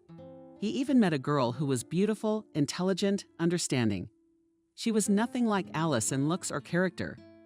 Peter didn't want to replace his wife. It just sort of worked itself out. Peter didn't think it was possible, but he felt familiar feelings. Joy at the sight of a pleasant person, warmth developing in his chest. Betty had become his salvation. Betty knew Peter's story. She had had her own losses and tragedies in her life. Anyway, one day they realized it was time for them to live together. It was easier and more satisfying. Peter and Betty got married without any grand ceremony or pomp. Neither of them needed it. Helen was happy for Peter. She was right, she said. Life goes on. Life goes on. The woman was able to cope with the loss too. She has new hobbies, dancing for those over 50. Book club. Helen lived, socialized, tried to enjoy life. Peter helped her as much as he could. Helen and Peter often discussed what Emily had done. They both couldn't get their heads around what she had done, and they both blamed themselves for not seeing it sooner. But it's not like there wasn't some kind of preconditions. Emily was always so polite, so friendly. Helen shook her head, making eye contact, smiling. Offers to help. Her parents both drank, especially her father. They had no time for their daughter. Not exactly a marginalized family anyway. Not exactly prosperous. I took pity on Emily. I gave Alice some things. Emily often wore old and dirty skirts and blouses to school. And she was so grateful. Thank you 100 times, it's embarrassing. And she and Alice were thick as thieves all their lives. What happened? Peter shook his head and was in no hurry to share his own thoughts with Helen. He too was tormented by that question. Why? Why? Alice always treated her friends so well and warmly, helped her out with money if she needed help, rushed to her first call, comforted and supported her. When Emily did not succeed in something and sincerely rejoiced at her friend's successes. It would seem that such a kind, loyal person, next to a gift of fate and a great rarity. So why? Maybe there was something that neither Peter nor Helen knew about, some dark history. These thoughts kept Peter in the dark. In the end, 3 years after the tragedy, he finally made up his mind, made the documents for a visit with Emily in prison. He was warned right away. Emily is not in the best of health. Someone gave her tuberculosis. The treatment was long and grueling. Eventually, the disease was controlled, but the damage the disease had done to her body was irreversible. They were irreversible. She didn't have long to live. That's what our doctors say, said Peter, a female correctional officer in blue camouflage. What's my point? So you won't be surprised when you see her? The girls changed in appearance. And her? She agreed to talk to me right away, Peter said. When the man applied for a date, he was prepared for Emily to refuse to see him. He was the one who had put her behind bars. The woman must have hated him all these years. Why wouldn't she? She grinned, she'll keep it. You'd think someone would visit her. No family, no friends. At least she's getting some attention. The date took place in a room that resembled an ordinary home living room. A soft sofa, 2 comfortable armchairs, a coffee table, even a flat-screen TV on the wall. Peter spent about 20 prison minutes in this room before Irina entered it. Yes, she was right. The woman had changed a lot. Probably wouldn't have recognized her on the street if Peter had met her by chance somewhere. And Emily had always had a pleasant fullness about her. Now she resembled a skeleton of tight, dry wrinkles with skin of some obscure yellow color. Her once lush, bright red hair had turned to a liquid, dull gray. Emily looked like she was getting ready for a date. Her thin, tightly compressed lips were coated with a cherry gloss on sparse lashes. Cheap mascara lingered on their skates. For the first instant, Peter even felt sorry for her. Then he remembered what she'd done. Emily had brought her friend to a slow and agonizing death, and now she was sick and looked almost as Alice had in her last months of life. Wouldn't you like to think about retribution? Emily smiled at Peter, exposing her aggrieved teeth. Slowly, she walked over to the chair and settled herself across from her visitor, their round coffee table separating them. Peter looked at Emily and did not know where to start the conversation. The right words had somehow slipped his mind. He had planned this conversation. He had prepared questions, the right phrases. But Emily's appearance threw the man off balance. "You see what you've become." The woman grinned sadly. She looked at Peter without anger, without resentment. He had assumed that Emily would immediately jump on him with accusations. But no, it was as if she were seeking his approval, looked ingratiatingly into his eyes, and seemed to be trying to win his guest's sympathy. It was strange. "I know your illness is pronounced," the man at last. "I don't have long to live, they say. Now you understand how Alice felt." The words came off Peter's lips before he could think them through. Men about sex. Now Emily could just get up, turn around, and walk away. And he wouldn't get any answers out of her. And he needs to know. He needs to know why. Why would Emily do this to a friend who trusted her? But Emily stayed. She shook her head slowly. A spark of anger flashed in her fallen eyes, and it surprisingly revitalized the haggard face, made it more emotional. Alice woman literally spat out that name. So much hatred was put into a short word, so much dislike. My whole life has been spoiled since childhood, tormented me since I was a child. Do you know why I came to you? It's not hard to guess. I'm surprised it didn't happen sooner. I even waited for you much sooner. Do you want to know why I did that? Peter nodded briefly. He struggled to keep from saying something mean. How many times had he yelled at her when he was home alone, yelling at a woman who couldn't hear him because she was far away in a prison in another city? Peter had called her the very last words, and he had felt strangely relieved. But now it was impossible to give in to his feelings. Emily must tell. She must explain herself. Perhaps she needs it too. "Tell me everything," calmly said Peter. "I want to know everything." "She always put herself above me," Emily began. "We seemed to be friends, but Emily, she acted like I was second class. It was a given, and as a kid, I took it for granted. She's a successful princess and a beautiful girl, and I'm just a sidekick." Emily was born into a well-to-do, but not very well-to-do family. No, her parents worked. They weren't exactly marginalized. They both liked to drink. Evenings in their apartment gathered in large and noisy companies. Vodka flowed. Toasts were made one after another. Then it all ended either with violent quarrels with a fight or peacefully.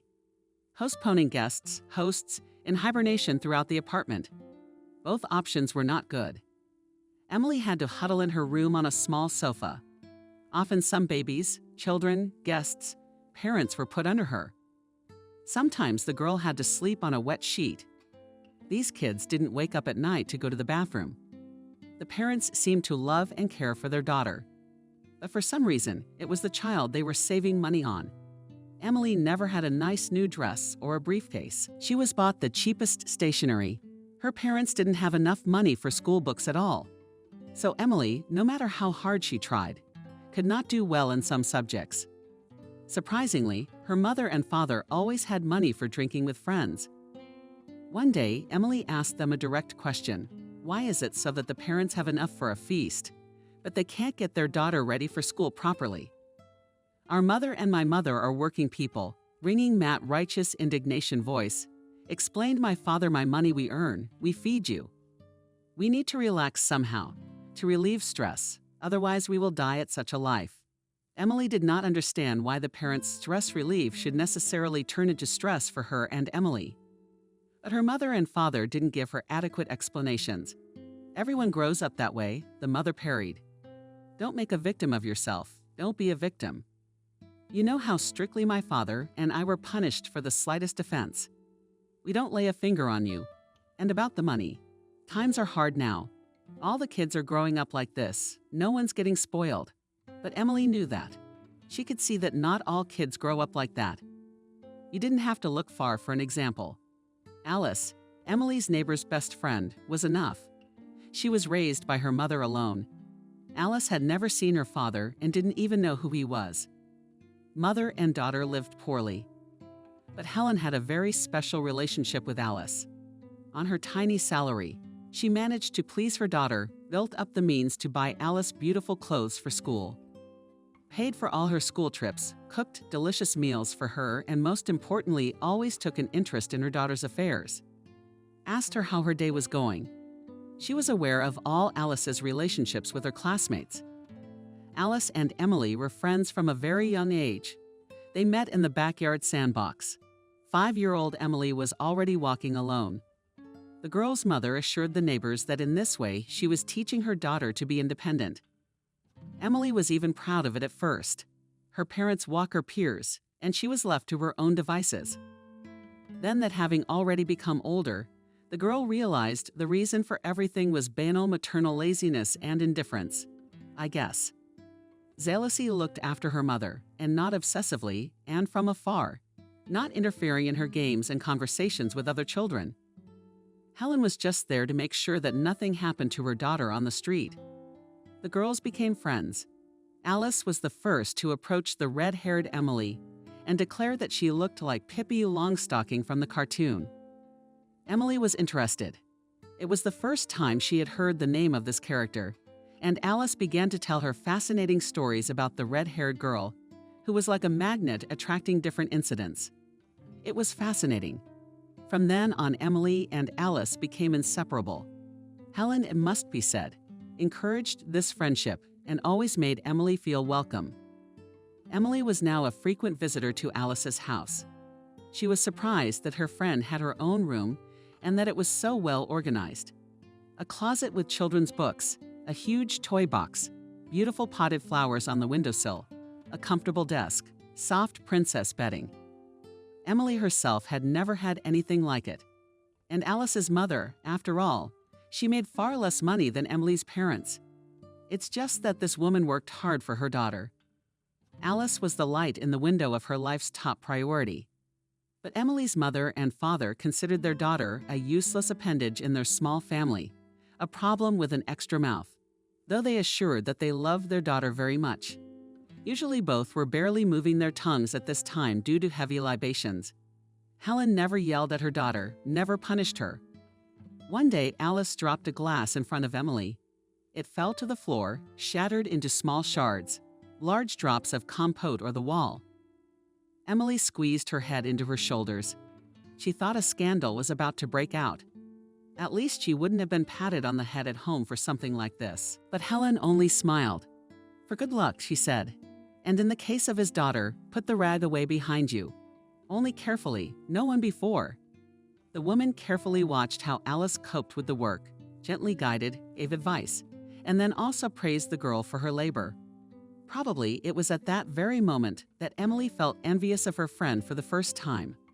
Wow, she lives in her room like a princess, and her mother does not scold her for anything.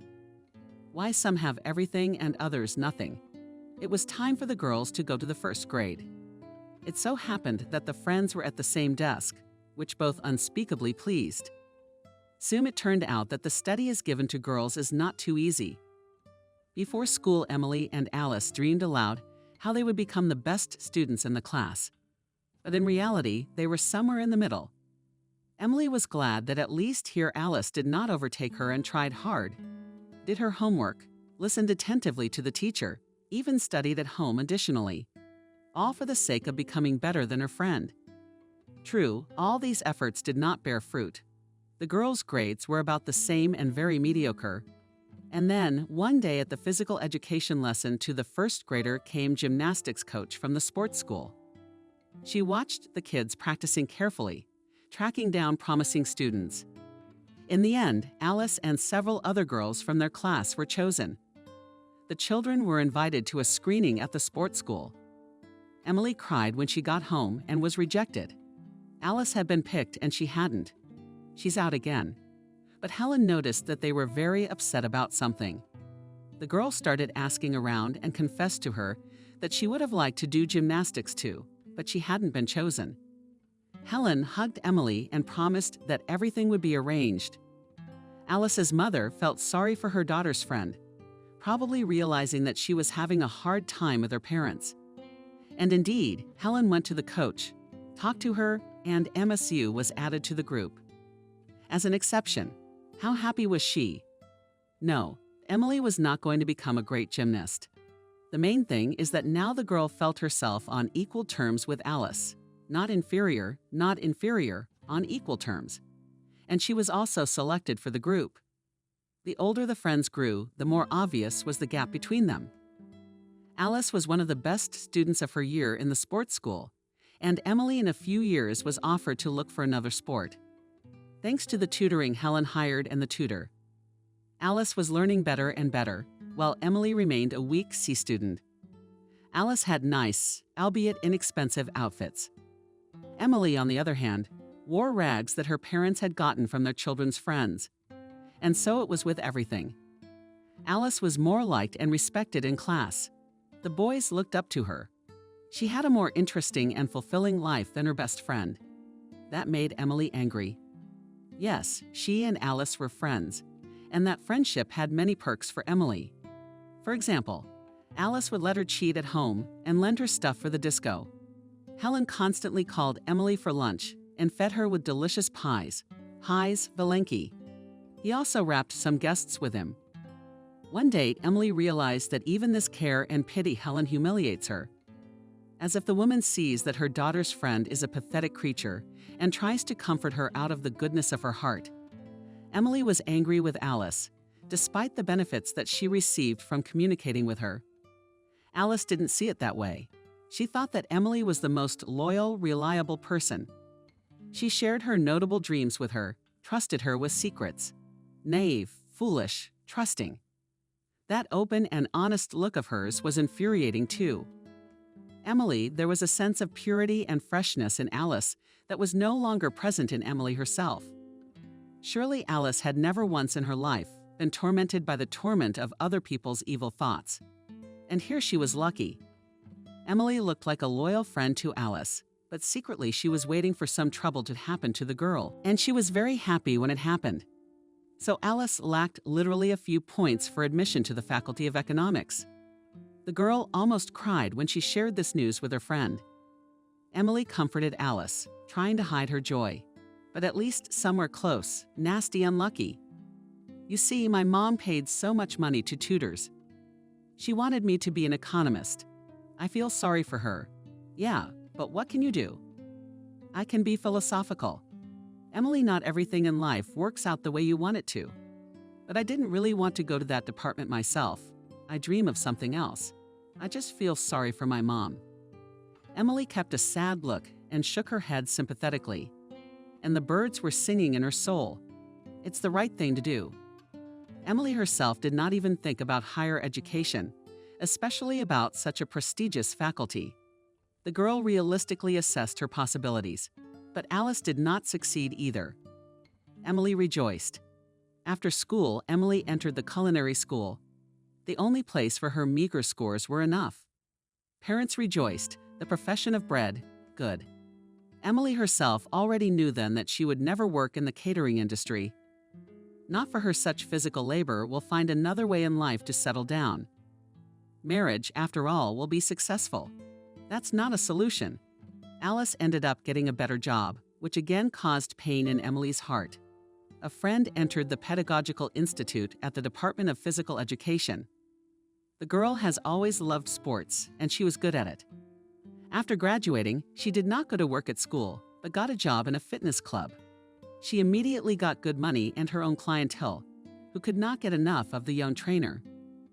Alice told her friend how she liked her work, shared her successes, constantly went somewhere to study, became more and more in demand and highly paid. Emily was once again desperately jealous. She even cried into her pillow at night at the injustice of it. At that time, she already hated her friend. But I couldn't break up with her anyway, though it might have been a relief as well. No, Emily continued to play the devoted friend.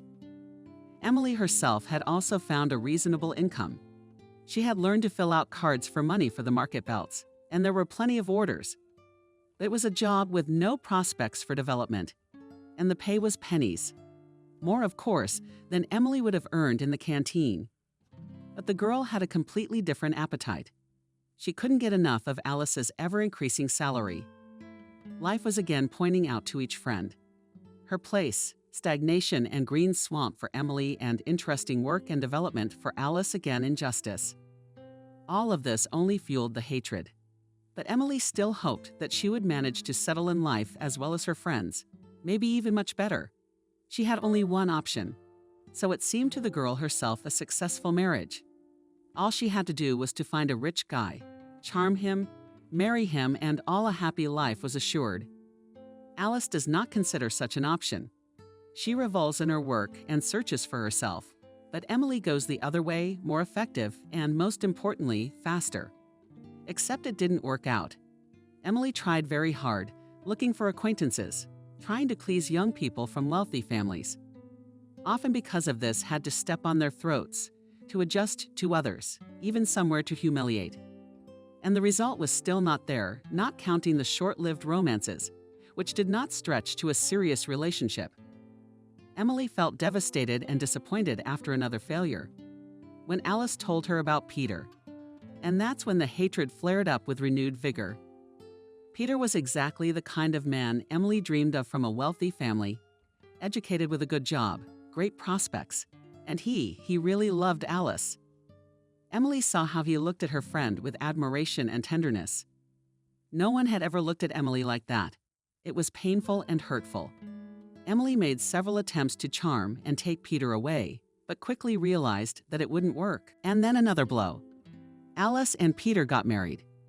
All of Emily's dreams were somehow unbelievably coming true for her hated friend. How could she bear it? Emily did not immediately decide on a terrible deed. First, she tried for a long time to organize her life, but to no avail. Neither in her career nor in her relationships. The girl never succeeded.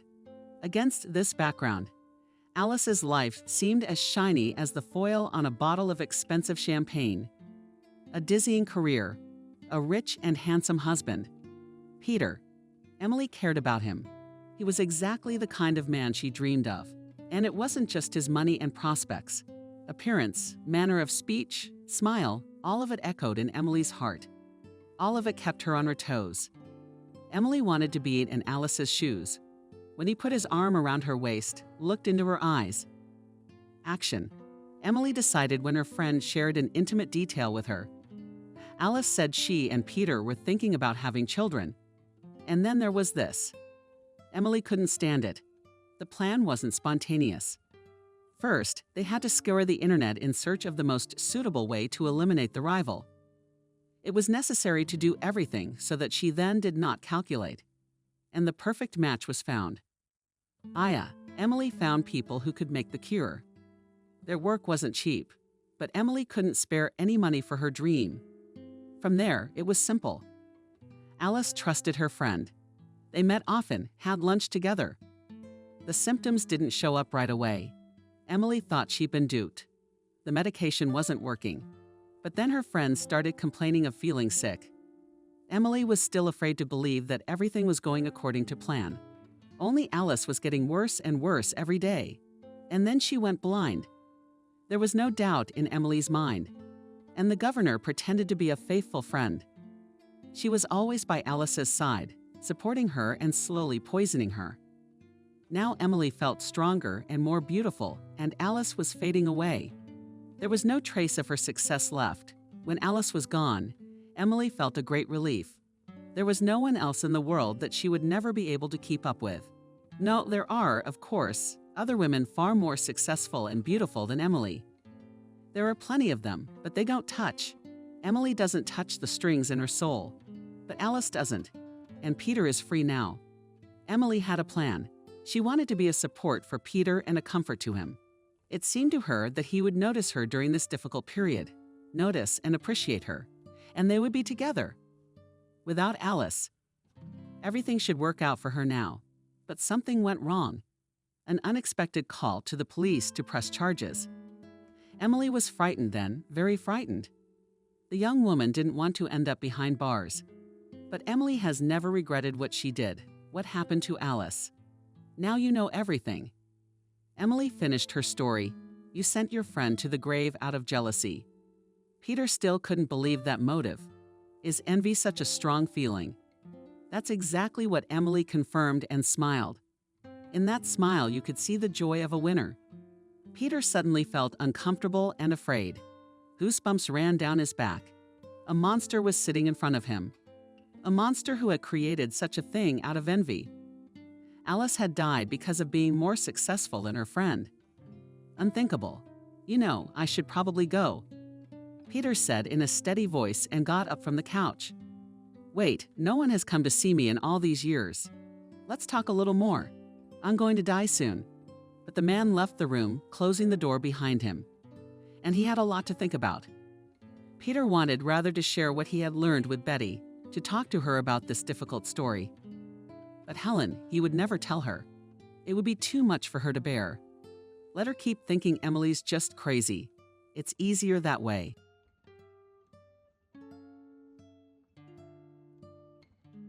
Subscribe and click the bell. We can finish here. The head of the legal department of the ECO construction company folded the documents neatly into a plastic folder and smiled. Gentlemen, I suggest we finish our meeting at the restaurant. There's a great seafood restaurant here at the hotel. The table's set. We can go downstairs right now. The deputy general manager waved his hand hospitably toward the elevators. I sighed. We had just signed a lucrative contract that our firm had been pursuing for years. But the last thing I wanted to do was spend the evening in a restaurant. To be honest, I missed my wife and son. We've been living together for 5 years now, but I still lose my head like a boy when I see my wife. I guess I'm a one-woman man, and there's nothing I can do about it. I can't bear to be away from my family. As I stacked up the signed papers, I puzzled over what reason I could come up with to go home today. If I leave now, I'll be home by morning. True, it's quite a long drive, almost 500 kilometers. But that's okay. I have long been used to long distances and abnormal situations. Ever since I was in the army, Robert, I'm very embarrassed, but I won't be able to attend the banquet. There are problems at home, so I'm leaving right now. In any case, you will visit our firm soon, and I will do my best to make up for my departure today. I made up an excuse on the fly, and now tried not to look in the eyes of the general. That's okay, Christopher. After all, the banquet is not the main purpose of our meeting. I think we still have a lot to do. Robert smiled, and we shook hands firmly. In my room, I changed my clothes, packed my shirt and business suit in a plastic bag, pulled on the usual camouflage for the helm of my boots, and put a silver medallion on a leather lanyard around my neck. In such clothes, I felt much freer and more confident. Without wasting time, I threw my things into the car, checked the note, and in half an hour drove off the ring road onto the highway leading to my hometown. At home, thank God, I was fine, no problems. I just wanted to hug my beloved wife and son quickly. Gradually, it was getting dark. It was early fall before the prolonged rains, and the first frosts were still far away. The road was deserted. Only at the bends roadside bushes sprinkled on me, caught out of the darkness by the headlights of my car. The engine ran smoothly without strain. I lightly stoked the gas pedal, bringing the speed to 120 kilometers per hour. The cruising speed of my car. I myself rebuilt the engine vectors, spent almost a month, rewelded the sills, scaled holes, and painted. The car is a real Japanese, made for the USA. Got it to me for a ridiculous price. I remember the surprised, squeamish face of my wife and brother. But frankly, I didn't care about that. The main thing was that I liked the car. My grandfather, my father's father at the time of the collapse of the Soviet Union, confidently held on to the chair of the general director of the metallurgical plant. I don't know how, but after a while he became its owner. He managed in this turbulent time not only to save the plant, and accordingly, the workplaces, but also by carrying out reconstruction, to reach the leading positions in its branch in our country. Time passed. The plant prospered. Grandfather managed to buy and build several more production facilities, expanding the scope of his activities. One of the new areas of activity was the organization of production of steel structures for construction. This direction was headed by his son, my father. Today, on his behalf, I signed a lucrative contract for the manufacture and supply of steel, load-bearing beams for a huge construction company, bringing my father's firm to a new level. But despite some independence, all the threads of management of the huge household were at my grandfather. There are two of us in the family, me and my brother. We are twins. We are already over 30 untrained people can't tell us apart. At first, our parents could hardly distinguish us. I'm the oldest.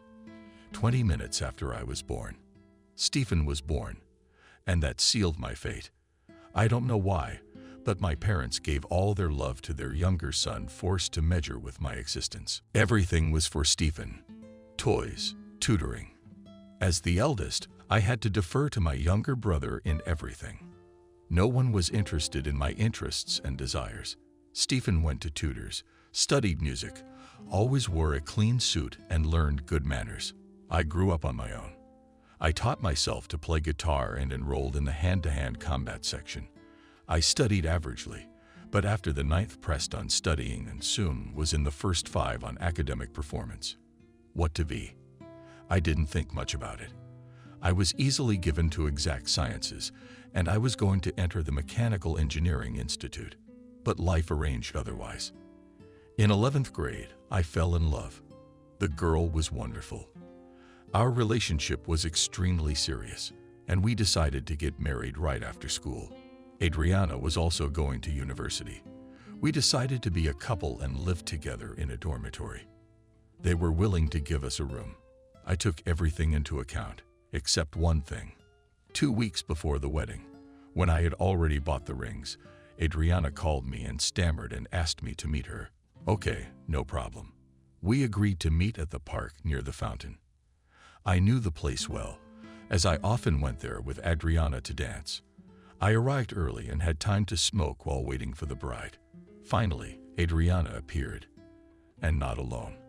She was holding Stephen, dressed in his trademark jeans and leather jacket. When she saw me, she abruptly let go of his hand and came over to me. Hi, you've been waiting a long time. As if it mattered now, it was clear to me. Stephen couldn't get over the fact that I had a girlfriend. Like everything else, she had to be his. I shrugged silently. We don't need to see each other anymore. My ex-fiancée carefully averted her eyes. All the sorrow in the world seemed to be centered in her shaky voice. I was in love. Adriana, I understand. I don't need to explain. I caught my brother's triumphant look. I turned and headed out of the park. The next day, I went to the enlistment office and applied to join the Army. My father was indifferent to my decision. I did not voice the reason for my decision. My mother didn't care about me. She was busy with another extended shopping somewhere abroad. So within 2 weeks, I received a summons, passed a medical examination, and was drafted into the internal troops. At the recruitment center, I was sent to the intelligence of internal troops, having scrutinized my body for the presence of tattoos. On my perplexed look, the warrant officer paramedic said a tattoo for a scout as a business card. It remains to fill the last name on the ass for full happiness. Remember, kid, tattoos are for prisoners, morons, and prostitutes. And so began my service in intelligence. I was a tough and stubborn guy. Soon I began to do well in the service. By the end of the first year, I was already a sergeant, a squad leader. I tried to study military science well. I finished sniper courses, learned to drive a car in extreme conditions. I achieved good results in hand-to-hand combat. I was offered to take tests for the right to carry a green ticket. I passed them the first time. Several times I was in hot spots as part of my company. For participation in one operation, I was even awarded the Medal of Honor. I don't know for what reason my call sign was a connecting rod. It happened 2 months before the end of my service. I was ordered to take an artillery adjuster to an observation post and cover him while he worked. The winter sun was already rolling toward sunset. It got very cold. Breathing scouts. Fog beat between the leafless trees, sticking out here and there on the slope, from where the adjuster dictated the coordinates of the targets. Finally, the crimson sun was finally hidden behind the horizon, which meant that not a single ray of it could give us away, repelling the attack through binoculars or telescopic sights. In the distance, a mountain river rushed southward with a gray ribbon. On its left bank, the enemy was concentrating its forces. The task of the squad was as simple as a song: to stay undetected for as long as possible, and to identify enemy targets as much as possible, and to get away as quietly as possible. Further worked artillery. The adjuster was already finishing to transmit the coordinates. The target, as on us from the rear, struck a machine gun. Bullets with a horse crashed into the world-evil ground. Around me shrieked and dropped his head adjuster. I snapped back with short bursts from my Kalashnikov rifle, trying not to let the enemy get too close. It was completely dark, and I could barely make out the silhouettes of the enemy. I tried to contact the company commander over the intercom, but there was only crackling in my headphones. The enemy is competently jamming our frequency, not giving the opportunity to establish a stable connection from our side. No one was firing anymore. My fighters were probably all killed. A click and my machine gun went silent. I was out of ammo. I pulled out my Stetkin pistol and pulled the bolt. Two shadows rushed toward me from the right, not aiming. I fired several times in their direction. It seemed to hit. I realized that I could not get out. But that was the order. I turned to the killed adjuster and, covering myself with his body, I flicked the radio switch, switched to the spare frequency, and began to transmit my coordinates, thus calling the artillery fire on myself. The machine gunner detected my movement and opened fire again. I felt the bullets pounding into the dead body. I wasn't scared. I was just mentally dead already, clearly realizing that only a miracle could save me. The last thing I remembered was the whistling of shells and the rumble of bursts all around me. Then the remnants of my squad made their way to me and pulled me stunned to the rear. I didn't even have a scratch, just a slight contusion.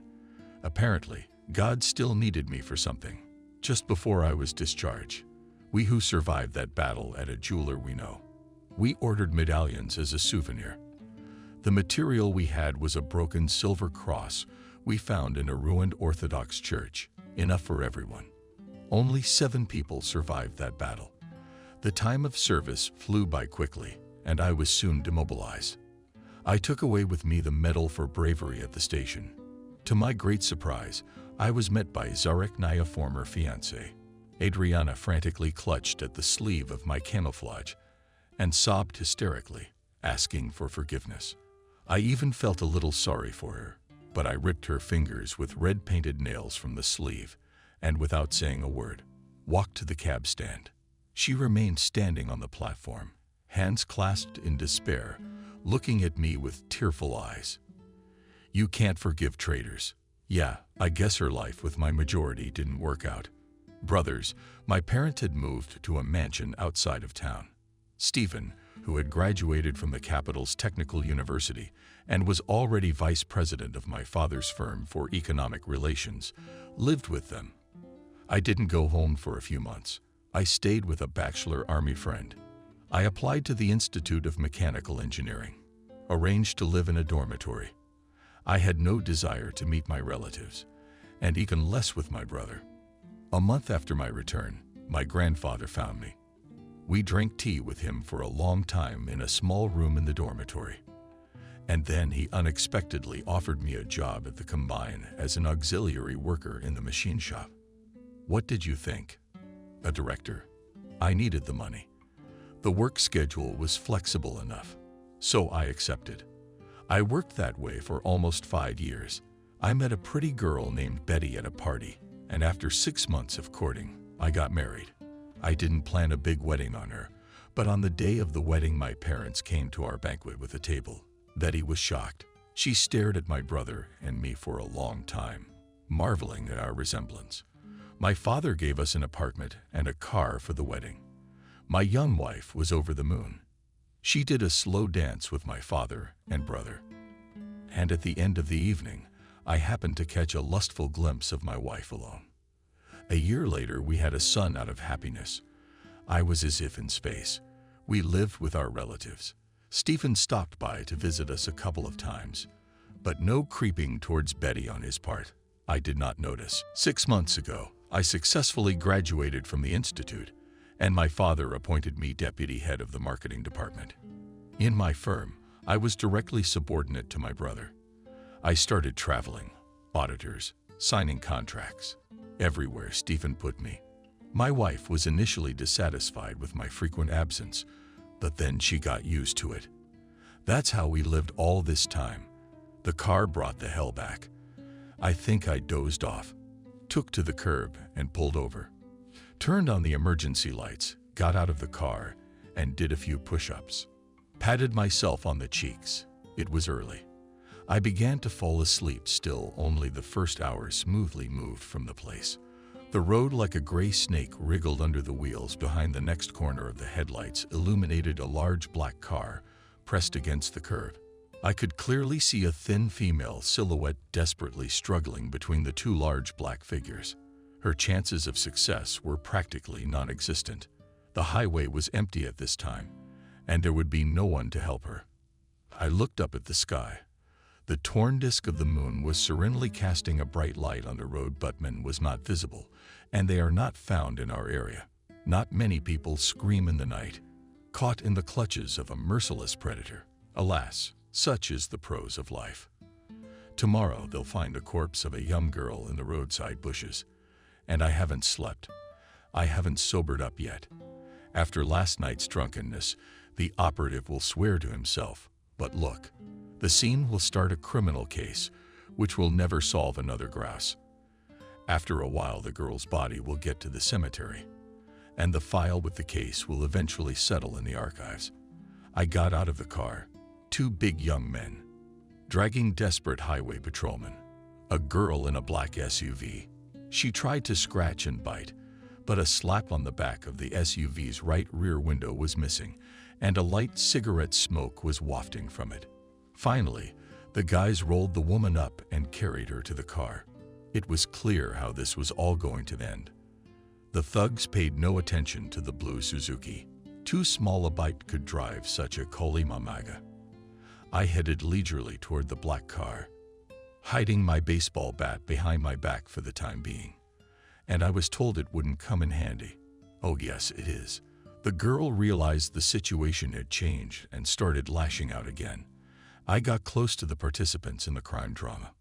Apparently, in some subconscious way, the dashing fighters realized that the one who approached was not just a sucker. A beastly sense of danger had penetrated their uncluttered brains. "Let the girl go," I said firmly. As soon as the nearest thug tried to say something, I hit him in the face with a bat, without swinging. As instructor Petrenko taught, there was a characteristic crunch and the opponent fell on his side. The second one let the girl out of his hands and rushed at me. He tilted his head like a bull. I took a step to the side and with the knuckles of my fist, hit him in the temple. He collapsed on top of his coworker without a hitch. A car door slammed. A third character appeared, a pistol gleaming in the moonlight. I moved out of his line of sight, and in one leap I was next to him, tail on top of his Barrett, and pressed the magazine eject button. It was heard as it fell to the asphalt. At the same time, I turned on the safety flag. The subject, who had not raised anything, pressed the trigger time after time, but no shot was fired. I pulled the gun out of the poor guy's hands and with a palm strike on the codex, knocked him out. I bent over and lifted the magazine. There was silence. The girl had disappeared. A red shoe and purse lay on the pavement. I pulled out my knife and carefully slashed all 4 tires. Sharp honed tans easily opened the rubber, once again inspected the battlefield, and headed to my car. Shoved the trophy pistol under the seat. Just a moment, and I was already driving on the highway again. After 500 meters, I saw a girl with a limp, walking briskly in my direction. She didn't even know to hide in the roadside bushes. I pulled up beside her. "Get in," I opened the right front door. She looked at me stunned. "Get in, don't be afraid." They drove off. She stood silently for a while, then hesitantly climbed into the front seat. "Here." I handed her a bag and a shoe like yours. She silently took her things and clutched them to her chest. She didn't look in my direction. "Where are you going?" I asked the right question. To my amazement, she named my city. I smiled and increased my speed. As we pulled in, I knew her story. The girl's name was Kathy. 20 years old, father gone, mother alcoholic. Last year, Kathy finished school and came to the capital. She didn't get into university, tried to find a job, but couldn't. A friend offered to earn money with her body. A pimp showed up. They took her passport and let her get away with it. She's been at it for over a year. So far, the young one's a success. Then they'll put her on drugs and sell her to an underground brothel. In 3 years, she'll die of an overdose. It's a short story, but it's so real. Knifely was taken with a friend to a client tonight. He likes them young. The friend stayed, and she went home to the city I live in. Cab driver started harassing her, got his, and threw her out of the car. Then these 3 guys showed up in a black Lexus. I don't know how it would have ended if it wasn't for me. We got into town early in the morning. I dropped off my passenger at the address, a crumbling 1-story cinder block barracks. I drove home. On the way, I stopped by a convenience store and bought a bouquet of flowers, candy, and a bottle of champagne. There was an unfamiliar car in my parking space. Strange. I went up to my floor and opened the door to my apartment. I walked into the kitchen, put the bottle on the table, and headed for the bedroom. Trying not to make any noise, I opened the door. They lay cuddled together like newlyweds. Betty laid her head on his hairy chest and sang sweetly. Ideal. Sleeping next to her was me, or rather, my other self, my twin brother. He hadn't even covered himself with a blanket, exposing his junk. I went back to the kitchen and opened the champagne, then went back into the bedroom and started pouring the sweetness of the privates. Betty woke up, and when she saw me, she rolled off the bed, scooting into the corner. "Christopher, don't, I'm begging you." She didn't scream, she squealed. I'm breaking into a falsetto. Stephen, seeing me, smirked and without covering himself, got up and stretched. "You're early." I grabbed his throat with one hand. I just had to squeeze his fingers, and that was it. "You gonna kill me?" My brother had a cocky smile on his face. "She's been my woman for a long time. I'm just taking what's mine." I shifted my gaze to Betty. My wife grabbed her knees and went into a sobbing fit. I'm sorry. Like an incantation, she repeated. "I only love you." I wish I knew what such love was called. Then it hit me. "You've been together a long time." I looked at Betty enough to give birth to a son for her, Stephen answered. I felt like I'd been hit over the head with a sledgehammer by a son. "Daima, isn't that my son?" I suddenly began to choke. "Everyone knows that but you." Stephen laughed. "Let me go." He threw my arm away. My punch to the jaw lifted his body off the floor. Stephen flew across the wide bed and collapsed, hitting his head on the wall. Only his bare feet were sticking out of the bed. Betty was already calling someone on his cell phone from his corner. "Get over here as soon as you can. Christopher's here." My first instinct was to get out of here as fast as I could. I couldn't be in the same room with these assholes, with a wife who'd been having an affair behind my back for nearly 5 years, and Stephen the bastard. I couldn't call him a brother. I didn't want to get into the philosophy of family relationships. I just had itchy fists. I even became afraid that I would just kill her first, and then this thing that had taken over the body of my favorite woman. I went to the kitchen and poured a glass of vodka, which was in the refrigerator. I was going to drink it, but stopped and put the glass on the table. One should drink with joy, not with grief. Something told me I needed to stay sober, and this wouldn't be the last time. On this day, I was right. The front door slammed, and my parents came panting into the apartment.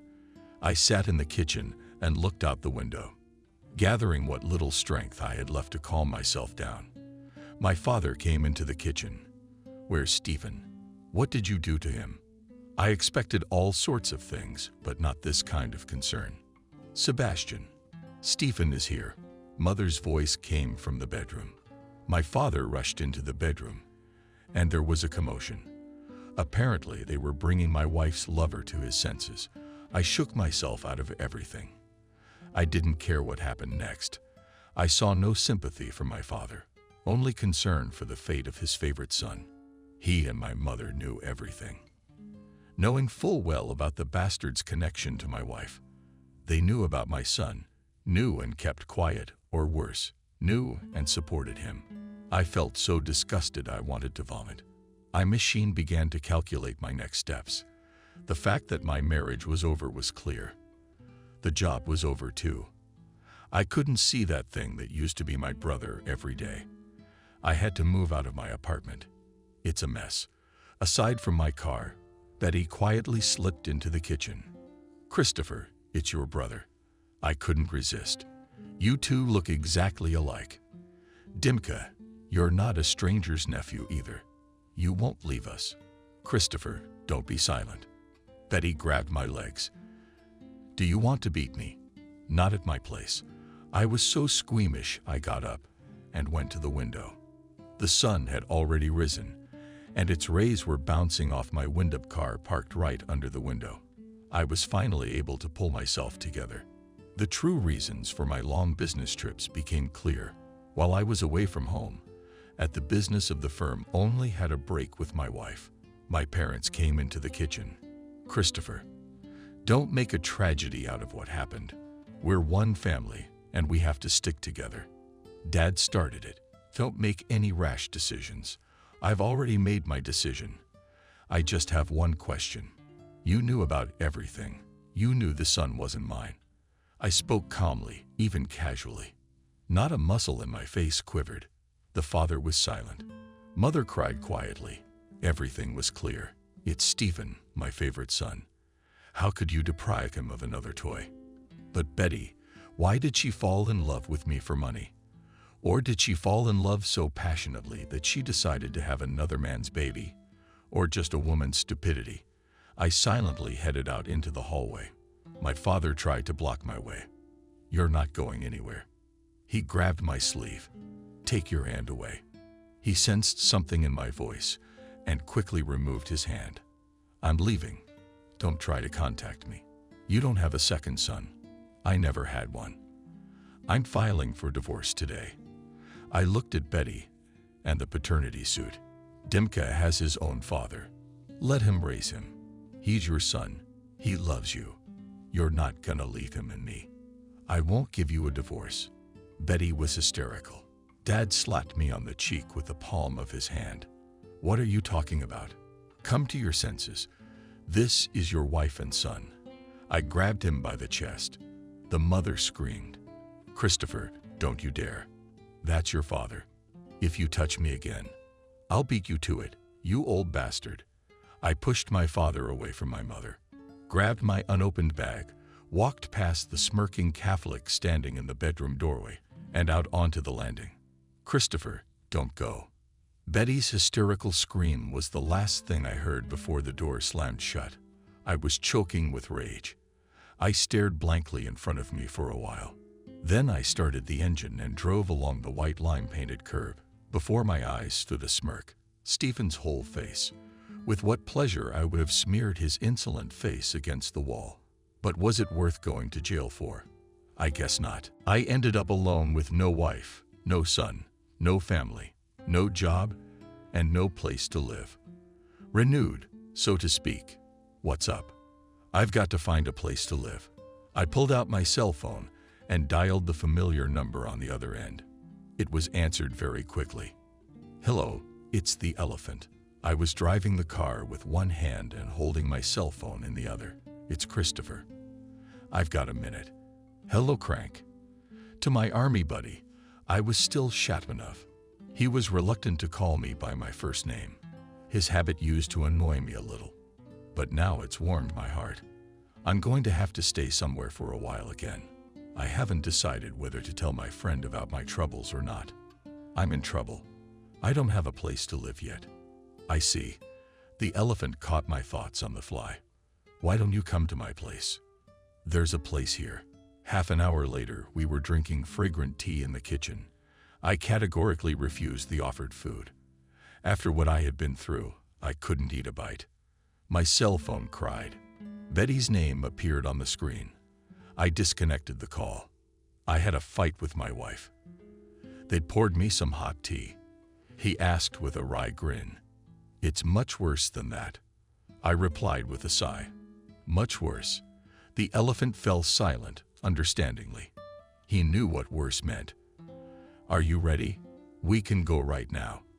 My friend looked at the clock here, not far away in the private sector. Half an hour away.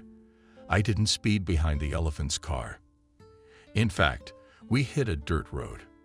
And after 20 minutes, we pulled up to a small house standing in the back of a neglected lot. It's an inheritance from my grandmother, the elephant explained. I don't know what to do with it. I'm sorry to sell it, and I don't have time to work on it. So far, I've set up a man's den here. Come in, elephant. He opened the lock on the gate and let me through, and a path barely visible in the grass led to the house. Well, look. The elephant opened the door hospitably. Live as long as you want. He approached the cast iron one standing almost in the middle. There is wood, and the stove heats up very quickly, a couple of piles. And it's Tashkent here. You can walk around in your underwear. It's not cold yet. The elephant opened the damper and looked inside the cast iron fireplace. Anyway, I have to go to work. And you get settled. If anything, call me. He went out, and after a while, I heard the sound of a car pulling away. I went to get my bag, took out my jeans and t-shirt, hung them on the back of a chair. Let them hang them. They didn't fit in the bag. I looked around curiously. Inside the house was clean and cozy. The cabin itself was made of basic logs, and there was a persistent aroma of Smolensk pine in the room. The walls were not stapled, but simply chicken scrubbed and covered with colorless varnish. This gave them a noble matte shade. The ceiling was uncomplicatedly stapled, meticulously worked planks. All the wooden parts were made on conscience. It was evident that the cabin was built capitally and for a long time. The few pieces of furniture were old and almost antique. A folding sofa covered with a motley oriental rug stood against a blank wall. By the window itself was roughly boarded up from throws and boards. The table in the corner hummed old. I remember another Khrushchev refrigerator, a Dnieper. At the opposite wall stood a dam and a cabinet from the times of the cult of personality. On the floor was a thick pallet, obviously handmade. On the thin carpet above the sofa hung several hunting knives, without sheaths, and an old rifle without a bolt, giving the whole place a hunter's charm. The sleepless night was taking its toll. I turned off my phone. Inundated with calls and texts from Betty, I covered myself with a blanket and fell asleep on the couch. When I woke up, it was almost dark. I tried to remember the slipped-away dream, but my brain refused to obey me. All that was left was the longing gnawing at my insides. I looked in the refrigerator. I see. It would be weird if there was anything in there. I pulled on jeans, a tank top, sneakers, and threw a camouflage jacket over my head, put on my favorite black baseball cap without a visor, locked the front door and headed for the car. It was already noticeably chilly. I closed the window and pressed the gas pedal. The car was rushing along the ring road. The torpedo slammed into the night air. I didn't know the neighborhood well and navigated by the glowing storefronts. The private sector was replaced by two-story barracks, built once for the workers of the furniture factory, some of which had lighted windows. At the end of the street, I saw the green window of a grocery store.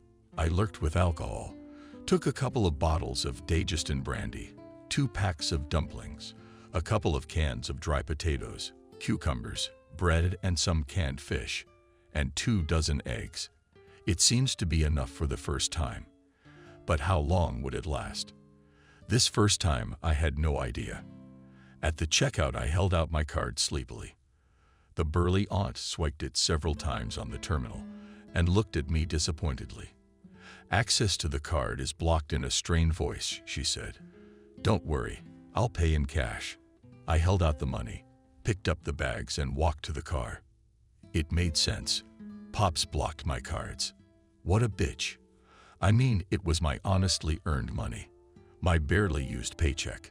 Good thing I cashed out almost half of it. I pulled my cell phone out of my pocket. Shit, I turned it off when the screen lit up again. A barrage of messages and missed calls rained down on me. Without reading, I deleted the garbage and drove home. To turn around, I had to drive to the end of the alley to the intersection. I had already turned left when my attention was caught by a commotion near the archway leading into the courtyard of a two-story barracks. Against the wall of the house, 6 in a pile, stood a few stripped, frustrated girls and watched tensely as 2 guys methodically beat their nearly stripped colleague. One of them was holding the unfortunate prostitute by the hair, winding it around his arm for convenience. I rolled down the right window. The execution took place in silence. The guys were engaged in their usual business, bringing up their ward. The girl did not resist and obediently bore rather strong blows. She only moaned pitifully. She did not even try to escape from her tormentors. It's understandable. Occupational hazard. Pimps educate the contingent to interfere. The girl was no longer on her feet and collapsed under the lantern. For a moment, her bloody face was in the light. Her producers did not stop beating her. Only instead of using their fists, they started kicking. The victim was no longer moaning, but wheezing. Her face looked familiar. That's right. That's my nocturnal knocker. An associate, in fact. And scouts don't leave their own behind. I jumped out of the car with a baseball bat. "Hey, stop hitting her," I shouted, rapidly approaching the place of execution. One of the managers turned around, showing me his face. This is what I was waiting for. The impact crunch and thud of a fallen body. The second character reacted instantly and rushed into the back alley. But my rage was looking for an outlet, and I caught up with him in 2 jumps and hit him on the spine with the bat. The pimp collapsed under the leather. Such a blow makes the legs fail. The fallen man lay on the asphalt, drooling bloody drool and with taut lower limbs. I looked around. No help was needed. I carefully picked up the lying maiden and gently placed her on my shoulder, carried her, and put her in the car. She only looked at me with eyes frozen in a mute scream and moaned quietly. I turned around and drove home, avoiding the potholes. Kathy was lying on the couch, and I cut off her rags with a knife. When I saw the naked body, I shuddered involuntarily. There was one big bruise on her stomach. Her legs are bruised, and there are cuts on the inside of her thighs and epoch marks from extinguished cigarettes. His face is broken and swollen. What kind of brute would you have to be to abuse a woman like that? I gingerly felt her limbs and ribs. The girl was moaning normally. Looks like the bones are intact. But I'd already realized I couldn't do it. We can't take her to the hospital. Labila. She'll call the police right away. I dialed the elephant's number. Half an hour later, he arrived with a bearded man. Sam. A doctor. He introduced himself. "Where's the body?" That's his humor. The doctor gave her an anesthetic shot. Peroxide washed her wounds, bandaged her up. She's lucky. Her bones are intact, but she's in bad shape. This is a knife. He handed me a red packet. "Give me 2 pills every 600 hours. Don't worry, your friend will pull through." I shook his hand and looked questioningly at the elephant. "A molder." He caught my eye. "I don't need anything. Robert has already paid me back." The elephant patted me on the shoulder, and he and the doctor left, and I moved the chair closer to the girl lying there and poured myself a glass of cognac. When I was a kid, I loved riding the railroad. I liked to look out the window, especially when the train was at the station. The station was always on the right as the train traveled, and on the left was the oncoming track. When a train was hitting it, it gave the impression that our train was moving and the oncoming train was standing. But once you looked to the right, The illusion of movement was gone. It reminded me of my family life. I kept looking to the left, mistaking the illusion of motion for truth. But in reality, my train was standing still, and in my so-called happiness, I never bothered to look to the right. It was only now that I began to realize that the situation was quite satisfactory, and that she was losing face next to me on the pillow. One and the same. The rest was just a romantic adventure. The wife knew exactly what she was doing. She knew perfectly well that the baby would look like me anyway, so she gave herself to my brother with enthusiasm, with all her body and soul. At the same time, piously believing in family values, diligently imitating with me numerous orgasms, so that I did not suspect anything. My parents knew everything from the beginning. They were quite happy with the situation. Grandson, in any case, they're all the more from their favorite son of the hair, and I would be quite content with scraps from the bar's table. From the point of view of my parents and Betty, nothing egregious happened. A little embarrassment the horny husband found out, but he'll get over it and return to the family. We just have to wait. And they waited, blocking all my payment cards, thus leaving me without money, regularly sending a message and calling Betty. The content was familiar. I love you, I'm sorry, we'll have another son of yours. Then her mother joined her. It was trying to shame and push pity. It was hard to manipulate me. I cut them out of my life completely, cut off all ties. If they all, including not my son, fell through the ground, I would just shrug my shoulders and breathe a sigh of relief at being rid of those things. I didn't hesitate to file for divorce. Along with the paternity suit, the court ordered a genetic evaluation, no matter how much my family protested, calling me paranoid and scum. Bottom line, I'm not the father. You should have seen their disappointed faces. I wonder what they were hoping for. Then there was the trial. It was November and the frost was gripping my cheeks. We arrived at the hearing with an elephant. He had been patronizing me lately, trying to always be there for me. All these judicial adventures have simply got to me. The judge listened attentively to all the streams of lies and dirt that my former relatives diligently poured on me. When Stephen was given the floor, she perked up. A semblance of a smile appeared on her face. She kept shifting her gaze from him to me. The family's lawyer was jumping out of his pants in his closing argument, blaming me for everything that had happened. Then I was given the floor. I didn't hire a lawyer. I didn't want anything from them. I left everything. The former apartment, the car, left my father's company, and did not claim the inheritance. I didn't know my grandfather's position. He was abroad all this time and did not seem to be interested in family problems.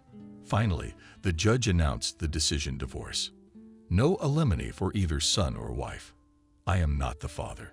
The judge also advised me to sue the father's company for severance pay from my earnings for the last month of employment. At this, she gave a very expressive look to my father, who even folded under her gaze. Hammer blow. And the elephant and I headed out. My car was parked in a parking lot about 500 meters from the courthouse. On the way, the elephant ran to the store to buy some brandy to celebrate his freedom. I was taking my time walking to the car when I heard it over my ear. Satisfied bastard. A hard blow from behind knocked me off my feet, and I fell forward, barely able to put my hands in front of me. I didn't realize what had happened. The toe of a shoe slammed into my face. My eyes went black, and I fell on my back. Stephen was leaning over me. "Next time, I'll kill you." He almost screamed as my father ran to pull him away from me, but my ex-brother managed to kick me in the side with his shoe. Betty came running toward me screaming. She knelt down and tried to lift my head to stop the blood coming out of my nose. "Honey, are you hurt?" I almost threw up at those words, and I quickly pulled myself together. It took me a second to get to my feet. I pushed away Betty, who had become a stranger, and turned to your brother out of the corner of my eye. I saw an elephant running across the street toward me. There was a crowd around us. Yeah, a lot of people were taking pictures on their phones. Stephen broke free from my father's grasp and lunged at me. That was his mistake. I met him with the back of my hand to his forehead. He froze for a moment, then collapsed like a Leatherman at my feet. I didn't finish him off. Somebody in the crowd clapped. A police car pulled onto the lawn. They're right on time, as always. I'm on my way to the station in handcuffs. Stephen came to his senses and filed a report against me for brutal, gratuitous beating. All the family, except Betty and my ex-mother, confirmed it. But then the elephant appeared on the scene with the cell phone footage. Everything fell into place. I was swayed and offered to file a report on Stephen. But I spit under my feet and, accompanied by the elephant, went out. How did the tour of the station end for my ex-family? I don't know. The only thing I remember was my mother crying, frozen with terror in her eyes. Was she starting to get it? Toward midnight, the cold began to make itself felt. It brazenly crept under the plate, or the hall of my bare heels with a cold tongue. I looked at the couch. The girl was sleeping quietly in a dream. I carefully adjusted the blanket, crawled down. Went outside. The full moon brightly illuminated the yard, then green color. I threw a few small ones on the curve of my arm. Pulled a shuck, added a couple of cracklings for the stack, and went back into the cabin. A few minutes later, the stove hummed, nodding burning wood and filling the room with the smell of smoke. It immediately became cozy and warmer. I took cognac out of the refrigerator and poured myself another half glass.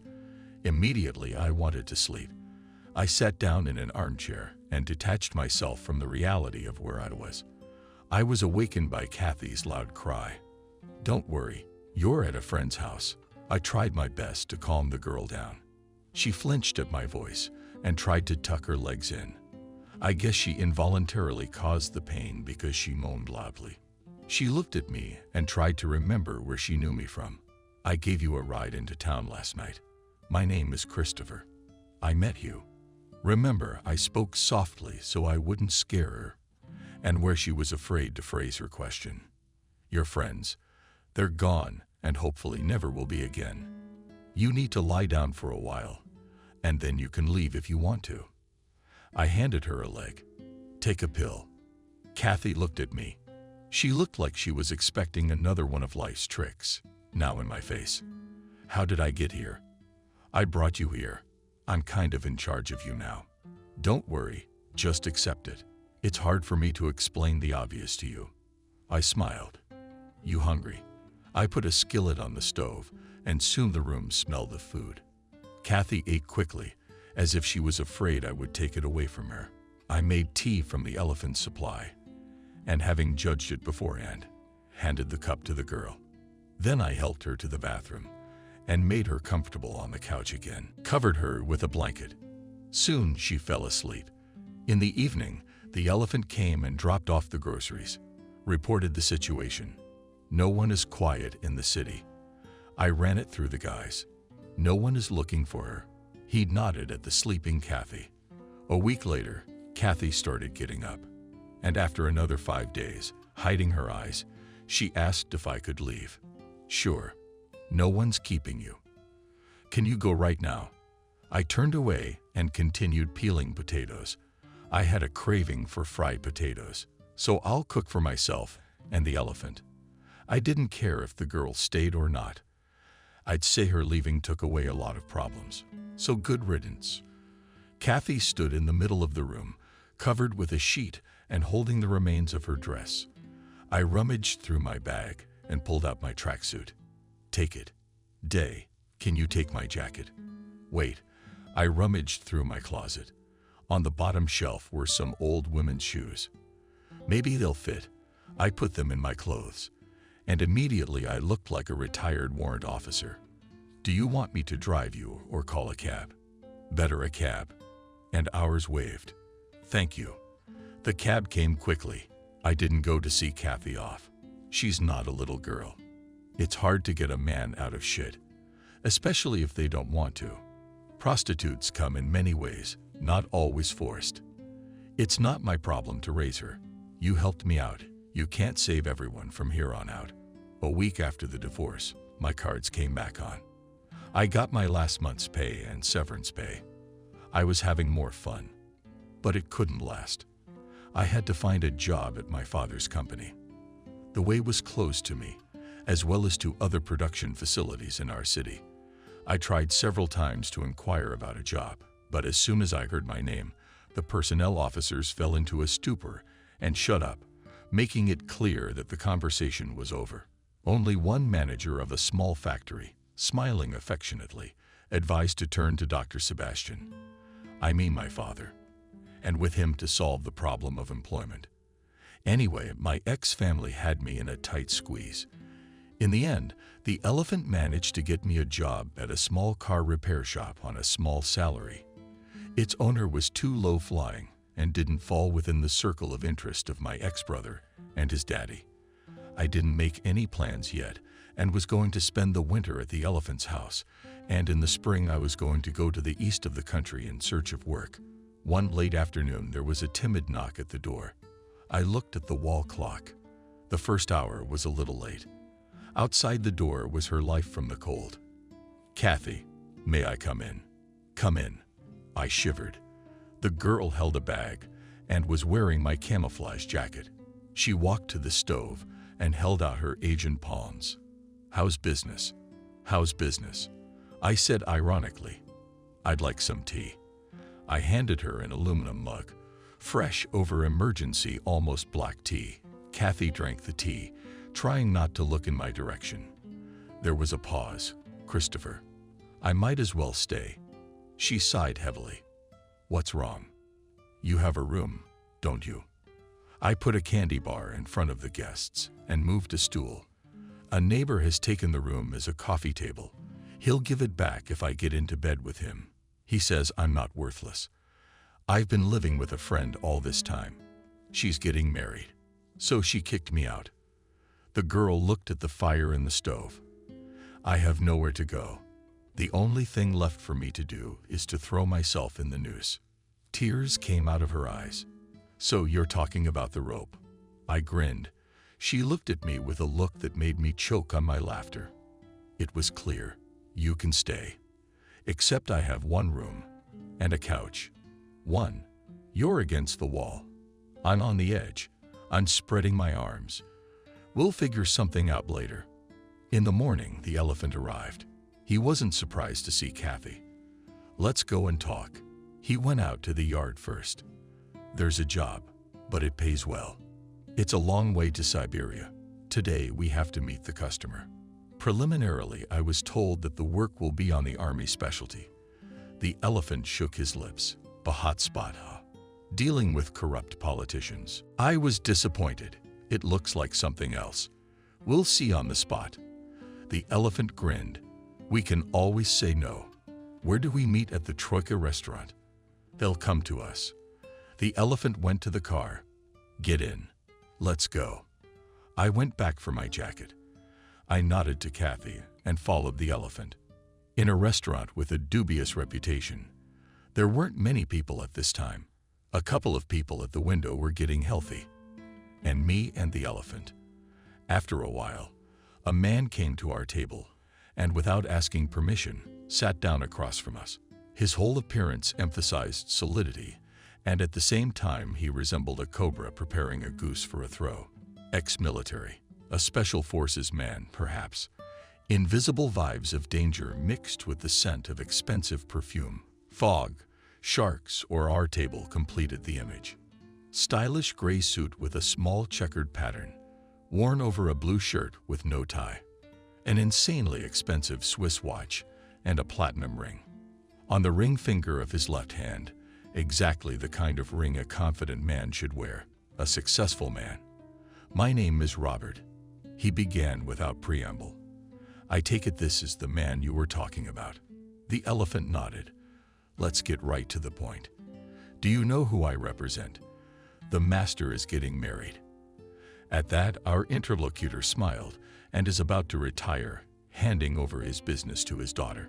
He recalled her from London and began to familiarize her with the business. For this purpose, he sent her to eastern Siberia to the gold mines. Nellie flew safely to the place, settled in a hotel, and disappeared. She didn't contact him for a week. Naturally, the owner got worried. We'd managed to find out that Nellie was kidnapped by local scumbags not for ransom, but mainly for sexual pleasures. He's holding her in the taiga at a ranch. We know the place. Robert ran his hand over his face as if to relieve fatigue. We need to get her back. We've got to clean everybody out first. You know what I mean. Unfortunately, we don't have specialists of your caliber. Is that why I'm here? What's the price? The elephant has spoken. $5,000 each now and 10 after the issue is resolved. 20. And you can do whatever you want with us. In the words of a movie character, the elephant replied, "Agreed." The man nodded. "When do we leave?" Elephant took a sip of coffee that had already cooled down. "Yesterday, do not take anything with you. You will get everything on the spot. You'll be met and given a guide. Here's the money." Robert looked at me too closely and pushed 2 envelopes in our direction. "A car will pick you up in 2 o'clock. He stood up and, without saying goodbye, headed for the exit. He was quickly followed by 2 drunkards sitting by the window. "We're going away for a while. You'll stay in charge." Kathy shuddered. "Do you drive a car?" She nodded. I put the keys on the stool. "Take mine. They're gonna ask about us. If they do, you don't know anything. They just disappeared, that's all." I instructed my apartment. "I'll leave you the money." I put 1,000 Baku rubles next to the keys. "That'll be enough until we get back. But I have to go." I picked up my bag and headed for the door. "Christopher, wait." The girl came right up to me. "You just come back. You hear? Please come back." She threw her arms around me and snuggled into me for a second. I could taste the kiss on her lips. In her eyes, I could see more than just the sadness of parting. It all happened very quickly. I came to my senses when she made me see her off like that for the first time in my life. We got there without adventure. From the airport, we were taken to a local club. Misleadingly referred to as a hotel, we dropped our bags and went for shells. Robert wasn't lying. We were picked up winter camouflage, white robes, wide taiga skis. We took 2 Kalashnikov assault rifles with a silencer, a Stetkin pistol, a couple of tactical backpacks, complete with an unloader, winter boots, gloves. In general, everything that could come in handy in the taiga. In violation of the instructions, I even managed to run through the local market from Samalki. I bought an antique stiletto for a ridiculous amount of money. In disgraced camouflage torn jeans, a perfect weapon in close combat. What brings him to this neck of the woods? Hard to imagine. We managed to sleep for 3 hours. How? A protective colored UAZ truck came to pick us up. We drove about 160 kilometers. Then we turned onto a country road. After 30 kilometers, the car stopped on its own. The driver helped us take things out of the trunk, turned the UAZ and left the taiga on skis. A man in a warm jacket with a rifle over his shoulder came out. "This man, your guide." He introduced himself. I nodded. The elephant and I jumped around a bit. Our shell made no noise. We skied and followed each other with the guide away from the road into the thicket. The night was frosty. Already habitually fastened skis, we trampled a track along the snowfield in the taiga. There was a ringing silence. It was as if she was asleep. It was covered with icicles and hoarfrost. In the clear night sky hung a full green-blue moon, illuminating the forest. So clearly each tree stood out, and the number of stars was innumerable. You could pick needles. We had been walking for many hours through these wild places, carefully avoiding the trampled paths of hunters. If my heart were calmer, I could blissfully admire the beauty of the night. But my knees were dying from fatigue, and sticky, salty sweat was pouring down my face. I took a gulp of saliva, fixed my backpack, pulled the belt of my automatic rifle, and continued on my way, trying not to lose the back of the guide in the darkness. Gathering on the road, the elephant and I took with us only the essentials, some dry rations, matches, and a few horns with ammunition. On my belt, I had a tactical knife stiletto, bought recently at the flea market. I strapped it to my right hip. It's camouflage, torn sheath blended in with the color of my pants. It was almost impossible to see it there. It's a great thing for people who understand. We're supposed to reach our target just before dawn. Well, calculations are calculations, and we had to walk by panic of my wife, snow-covered virgin, and fatigue by the middle of the night had already piled up a lot. And at dawn, there is still the main work to be done. Having thrown us in these hours to stop is impossible. We got into the rhythm of movement, and any stop could throw off the breath and relax. It's a pleasure to stomp through the taiga at night. God forbid you move your leg or break anything. You can't get out of the taiga by yourself. How many people died like that, went into the taiga, and never came back? I rhythmically moved my feet, helping myself with sticks, trying to breathe in time with the movement. The terrain was mostly flat, though a few times I had to roll down some low slides. But that was all right. We should be there soon. And by my calculations, it wasn't far now. Suddenly, I felt someone's unkind gaze on me. I even flinched. He's not slowing down. I looked around. No one. Was it just me? Unused to trusting my senses, or should I say instinct? That animal, subconscious sense of impending danger. It's never failed me in war or in everyday life. So there is something or someone here. I turned around. The elephant was methodically swinging his ski poles and following me along the trampled track. I wondered what I had imagined. Maybe it was a rogue bear. I didn't want it on my head. I switched to light running, trying to keep a close eye on the road and the sides, just in case I took the safety off the automatic rifle. The cartridge was in the cartridge, so in case of what there is something to meet. Suddenly, the guide stopped and raised his hand. I cautiously drove up and stopped beside him. "There is someone here," the alien hunter said quietly. "He's watching us. Should we attack or something?" I was breathing hard. I was tired of civilian life. I don't know. If he wanted to, he would have attacked us long ago. I smelled him 200 hours ago. He's coming from our right about 100 meters away. I cautiously looked in that direction, but I didn't see anything. I looked back and looked at the elephant crouching with the machine gun. "What are we going to do?" quietly asked the guide. "Do the job." I looked expressively at the machine. "Let's go." It was time to show the hut, but there was a forest all around, and there was no sign of habitation. Suddenly, it seemed to me that the frightened guide had lost his way, but he stopped and waved to me. "It's gonna be the edge. We're at the target. You're on your own from here. You got a map. You'll reach the point on your own." The guide turned his skis around. "Good luck. Aren't you afraid?" "Alone. I've been in the taiga since I was a kid." The man shrugged his shoulders and, without looking back, walked along the trampled track in the opposite direction. Soon his back, illuminating mine with moonlight, disappeared behind the trees. In about an hour it should be dawn, but the moon seemed to shine even brighter. For our expedition, such weather is worse than the worst enemy. I'd rather have fog and snow, but such was our luck. "The elephant has arrived." "Well, Commander, we start quietly," he said and adjusted the belt of the machine gun. We slid toward the lodge, hiding in the shadows of the trees, trying to keep Luna to our left so that our shadows merged with the solid wall of the forest. At last I saw at the opposite edge of the clearing Dolevskaya in the moonlight a long structure enclosed by a fence of reflex sheets-based iron. The two windows facing the edge of the forest, where the elephant and I lurked, were dark. Almost closely adjoining the house was a barn made of logs, and farther away in a special area, barely covered with snow, was dark. The historical monster of thunder was a helicopter, sabers, blades.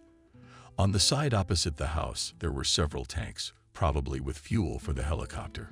Somewhere nearby an engine clattered, generating electricity.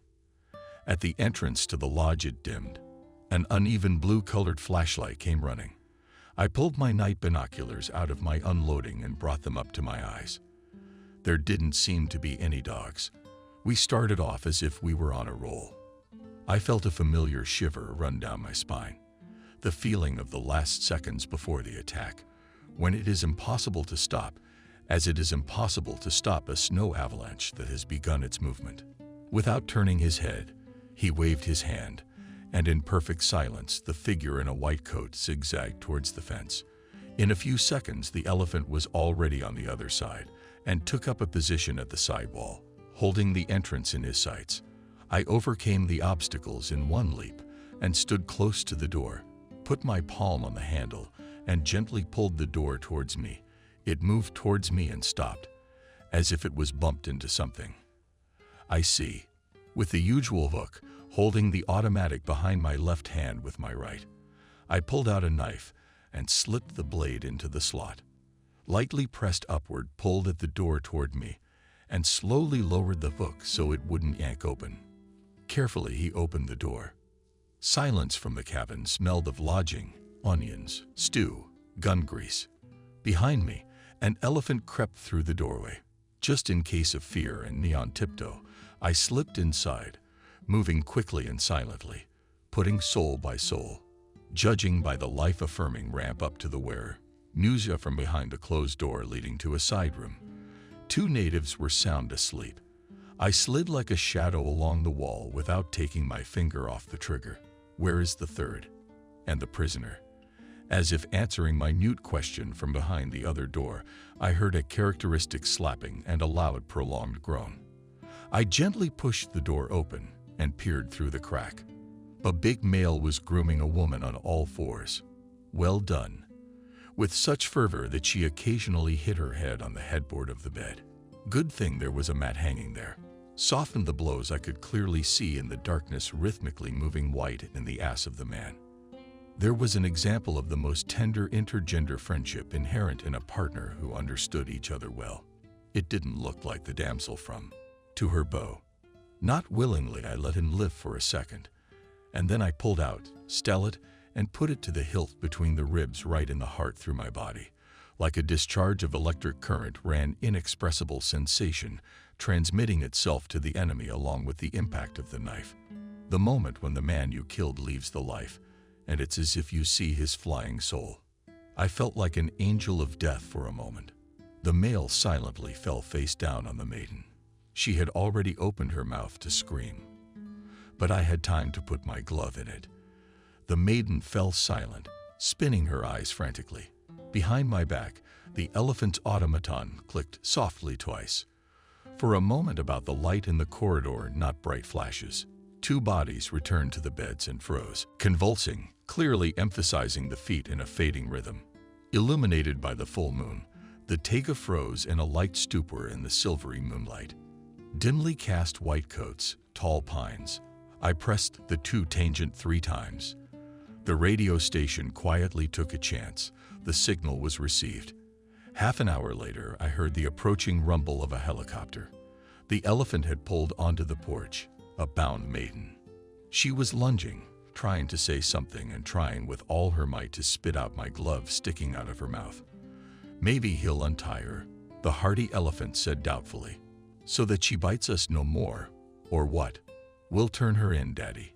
Let her deal with it. We've done our job. I and the elephant picked up the girl under the arms and dragged to a helicopter. The pilot keeps the engine running, and the propeller blades revolved, raising a blizzard of snow. Take it, I shouted to the chief of security, standing on the top step of the gangway. He stretched out his hand and pulled the girl inside the car. I put the machine gun behind my back and started to climb up the ramp. Robert shouted something from behind my back, and a shot rang out very loudly. I was hit in the shoulders with a sledgehammer, and the light went out. Consciousness came back in pieces. First I felt my legs, then my arms, then a piercing cold. When I lifted my eyelids, a blinding white light, bright and sharp as an awl, struck my eyes. I blinked a few times. I could see nothing. Recent events pulled out of memory: Zamka girl, a helicopter, and a shot in the back, something behind the rustle and the side. Are you awake? The elephant had no choice of words as usual. What was that? I spoke slowly. I wasn't fully awake yet. It was a cleanup job. First us, and then us. The elephant spit. Honestly, I don't understand it myself. Who did the shooting? There's one thing that's been bothering me so far. Yeah, our guide was buried in a snowdrift, waiting for a command. He hit your backpack, and there's a titanium plate in there. If you need anything. Elephant wiped his face with the palm of his hand. You got thrown off the ramp, and you're like this. While he was shooting at you, I cut him off with my machine gun. Too bad, I missed the bastard large enough. He managed to run over the door. The elephant smiled, but I'll get him too. I lay there, afraid to move. The pain in my back throbbed and jolted by the metal butt of the machine gun. It pressed painfully on my ribs. The assault rifle ended up under my stomach. Slowly, the ability to think returned. True, there were not much thoughts in my head. Everything was clear. We were screwed. And it had been planned from the beginning. But now the main question in my mind was how to get out of here. How long had I been unconscious? I turned on my side and tried to pull out the machine gun for about half an hour. The elephant tried to help me, and the chopper flew right away. Almost immediately made a circle and went northeast. Right. Flew to Hutton. I finally got my gun out. We gotta get out of here as fast as we can. As if they heard my words in the distance, a wolf howl, long and dreary. The forest sanitation workers are coming, the elephant snorted. I did not share his amusement. Nonsense. If anything, I've stayed at the camp. The walls are strong there. The elephant said cheerfully. I don't think so. They'll come back, especially since they know you're alive. Why do they need witnesses? I was going for the worst-case scenario. Out of the woods, there was the growing rumble of a helicopter engine. Above the tops of the pine trees, the wing propeller and the machine appeared. The helicopter swept over the clearing and went for a second circle. In white coats, we were invisible from above, and it inspired hope. The helicopter showed itself again, and I saw a rocket break off from its console and rush downward, leaving a blue trail behind it. It hit right in the middle of the cabin. There was a burst of flame, and then an explosion. We were covered in heat and hit by a blast wave. As if on cue, we dropped our heads into the snow as we came to our senses. The rumble of the helicopter came from far away. Well, everything was finally cleaned up. I looked toward the cabin. The cabin was burning. Clouds of blue smoke were rising above the taiga. A little later, the fuel tanks burst. Those bitches. The elephant cursed. Yes, they work competently. All the more reason to do so. After waiting about 10 minutes and making sure the helicopter was finally gone, I got to my feet. I shook myself out of a decent amount of snow. Get up. Let's see if there's anything left. I hung the automatic rifle on my chest and headed towards the bush. Slightly afraid, putting the machine gun in front of me, I walked towards the huge campfire. A head still heavy. Forest, trees, fears, howling. Snow dust was pulled by the sharp smell of burning. Inflamed wood resin, rubber, something else rather synthetic. Ahead of them lay a few dead trees. The heat of the fire hit me in the face. At the sight of the winter house, a heap of burning logs, a rubble fence. I walked another 50 meters, gradually slowing my step. I couldn't get closer.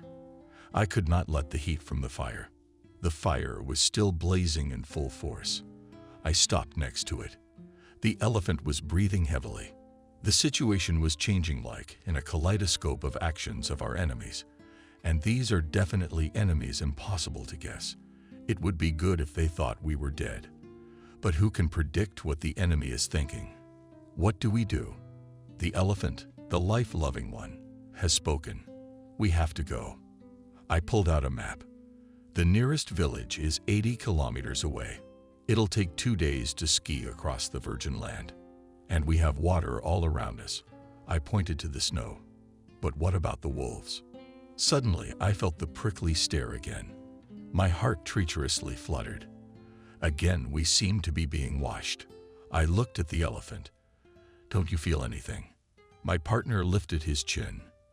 As if there was something in the air uncertainly, he muttered. We need to find the skis.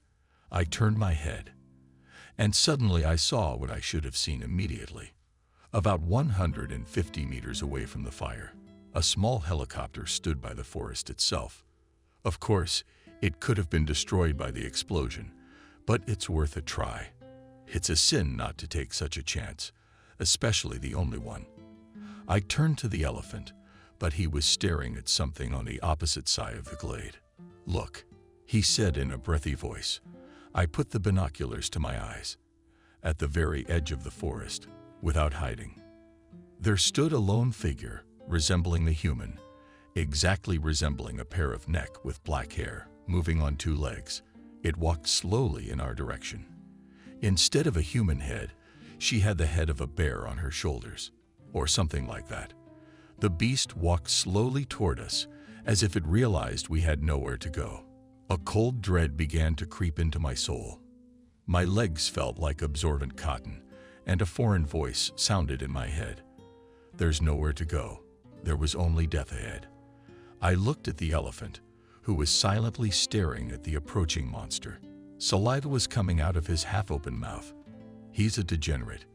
From this thought, I came to my senses, grabbed my partner by the collar of his jacket, and dragged him to the helicopter. The helicopter was intact. I saw it from a distance. What happened next was a poker game. Is there fuel in the tank? If so, how much? I kicked the elephant inside and climbed in myself. The elephant came to his senses and looked at me with a meaningful look. He said, "We need a silencer now," and pulled the bolt. Too bad the caliber is too small.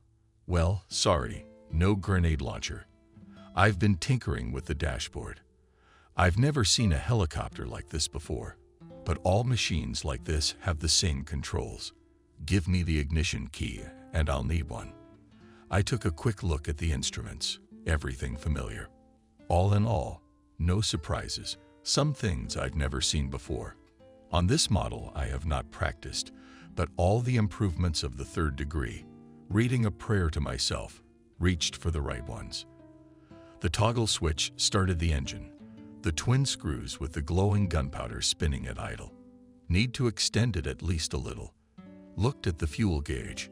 Looks like there's half a tank. Increased the revs, and the engine started howling and buckled up. I yelled to the elephant. At that moment, right in front of my face came a glowing face. It was a strange, incredible creature. Most of all, it looked like a monster from my nightmarish dreams. It resembled half bear, half monkey with a large head remotely resembling a bear's. It was covered from its huge, angular head to its heels, with gray-black fur that was not long, thick, and dense. At the open mouth, wetly knotted self and pianist saliva. Dense rows of even sharp-pointed fangs. In the short fur solidly cover the muzzle under the wary standing triangular ears. Burning with inhuman malice. Deep-set scarlet eyes with vertically set yellow badges. Its roar was audible even in the cockpit, despite the engine running. I lifted the car into the air. The helicopter pecked a few times. Nodes wobbled, but obediently gained altitude. I looked down. The creatures were raging there, having lost their prey. I raised the helicopter another 5 meters, added Gaza, and headed northwest towards the village of Razdolnoy. "And how long have you been flying helicopters?" Slan gave a voice. "You won't believe it, I'm flying for the first time." The man put his elbows on the table and looked attentively at his interlocutor. "I ask you again, Sebastian, where is Christopher?" Sebastian felt like he was being interrogated. He felt as if his father could see right through him. "Dad, I haven't seen him in a long time. Right after the divorce, he disappeared." "Disappeared? Did you go looking for him?" The owner of one of the largest steel companies in the country shook his head incredulously. Why did they divorce? Christopher, for some reason, decided that Stephen had slept with his wife. So he made a scandal of it. Sebastian looked uncertainly at his youngest son. For some reason, he decided out of the blue. John grinned, but his grin was cold. And then he got divorced and disappeared. There must be a good reason for a man to go to such drastic measures. I know my grandson. He doesn't make too hasty decisions. Grandfather grumbled. John, you mustn't worry. The young woman standing behind the chair put a hand on the man's shoulder. Grandfather affectionately covered her palm with his, instantly drawing a disgruntled grimace from his son. All right, it's all clear to me. Sit in the hallway. Grandfather turned to the young man frozen at the window and said, call my daughter-in-law. A still quite young woman entered the office. She walked uncertainly to the long desk. Hello, Emily. Have a seat. Would you like some tea or coffee? Have you had any breakfast today? The old man's eyes shone with love. It was clear that he loved his daughter-in-law and showed her no ostentatious respect. Hello, Daddy. Emily looked warily at Emily's father-in-law. What's wrong? While I was away. Why did Christopher leave the family? Emily cried. He accused Betty of adultery and of having a son by another man. Why did he think that? Grandfather frowned. He caught Betty's table in bed. Emily covered her face with her hands, beat up Stephen and left.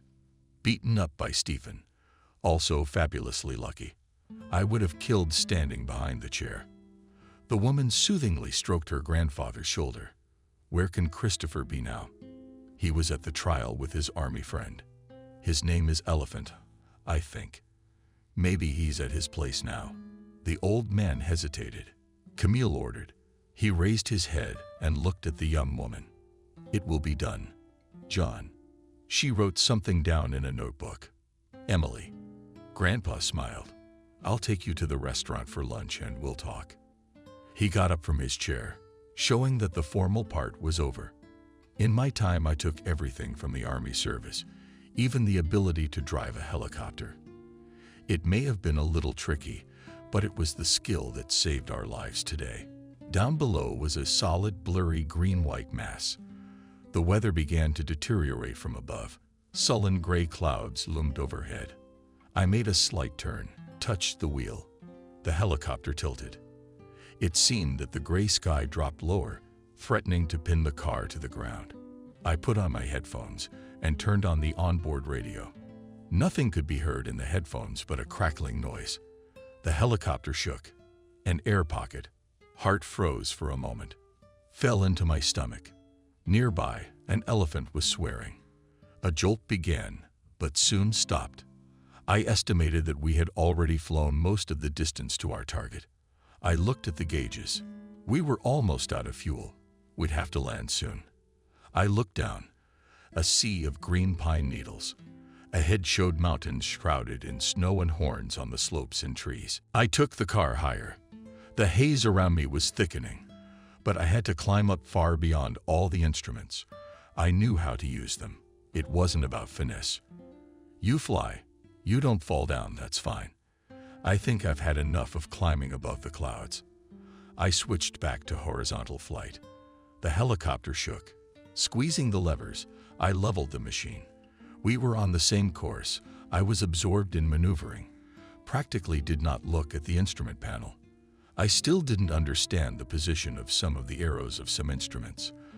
The helicopter was flying over the green taiga again, a gray thread of the frozen wide Svur River with a compass flashed where white patches of birch trees broke through. I realized that I had not so much deviated from the intended course in 10 West no more.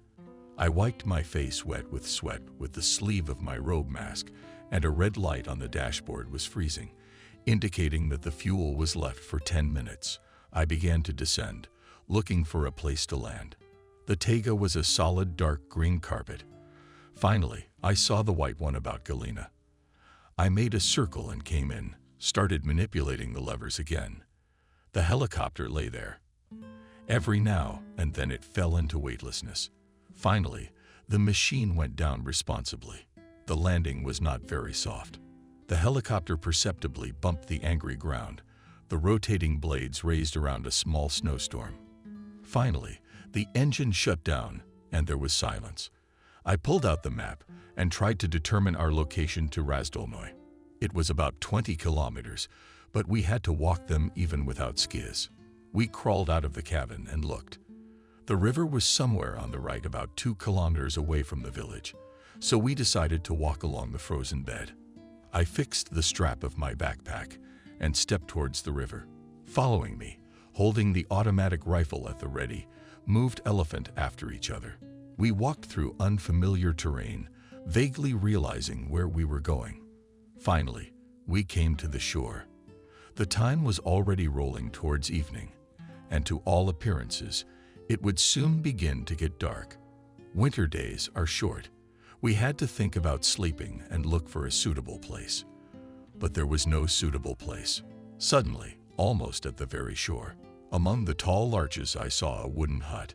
It was so black from time that at first I took it for a big boulder. We came closer. The hut had once been pancaked from thick, large trunks.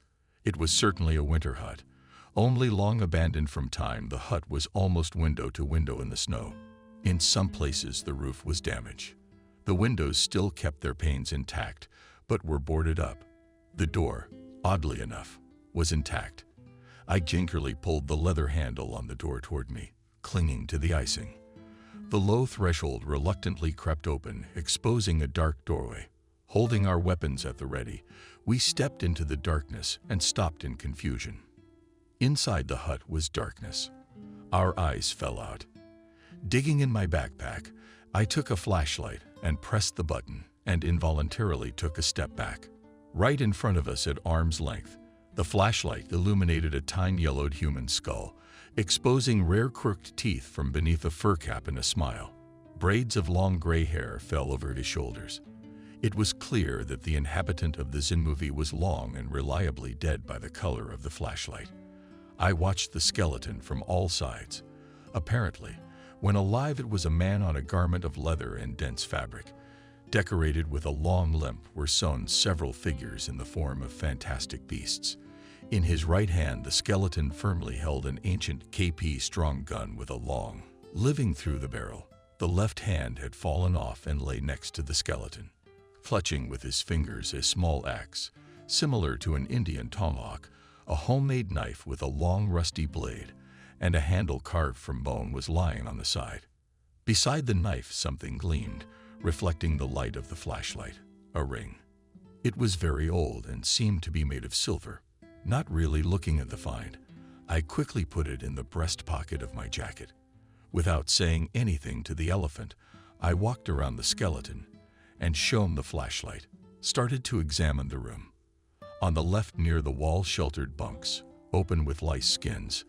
Above them, hooked on a rusty nail, hung a tambourine with tied copper cubans. In the far corner was a stove built of wild stone. It looked to be in good working order. Near the stove lay a neatly stacked supply of dry wood. Near the window there was a table, boarded up from new boards. Everything was as it should be in a hut. I turned around and the elephant, not letting go of the automatic rifle, froze on the threshold.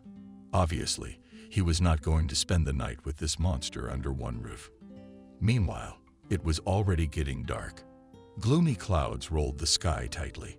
Spreading fine snow, I took out of my backpack a candle and a lighter, taked it to the table, lit it, and the room lit up with a bright light that gave it a semblance of coziness. Elephant took out of his backpack a piece of the presentation divided on the floor and neatly folded the remains. They took them out of the hut, intending to bury them in the morning. I built a fire in the stove. I estimated that there would be enough wood for the morning. I started laying things out one by one, taking them out of my backpack. The elephant opened with a knife and put cans of stew and porridge on the stove. Old nails were hammered into the wall of the hut. On them we hung jackets and weapons. The aroma of stew had already diffused through the room. Well familiar to all those who served in the army, I moved two roughly fabulous stools to the table. No plates. We'll have to eat directly from the cans. Carefully put the hot cans on the table and took out an aluminum spoon. At the same time, the elephant took out bread with a knife. I looked at him with a special look. A look only an old soldier can understand. May I? His eyes told me. I stuck my hand into my backpack, took out an army flask with alcohol, and rubbed the mug of flagla rotted and its edge. And soon the fiery water poured down his throat. Followed by me too, I applied myself to the drink of the gods, quickly chugging it down with key water from the other flaga. The elephant even stopped chewing, watching the process intently. Don't forget to exhale. The commander gallantly wiped off the regulars of the social parlors. My partner advised me. As Comrade Stalin said, life has become more cheerful. The elephant and I got more and began to get ready for bed. I paddled out of the hide and threw them outside on the bunk. Settled the staff, neck, jacket, putting my backpack under my head. The bed was ready. We decided to sleep by turns, dividing the night into watches. The night was restless. Several times I heard strange sounds outside. Every now and then there was a mumbling outside the windows, sometimes a wolf-like howl, accompanied by the banging of a tambourine. Anxiety grew rapidly in my chest. In the morning, slowly leave this place, Vad, this place is ruined.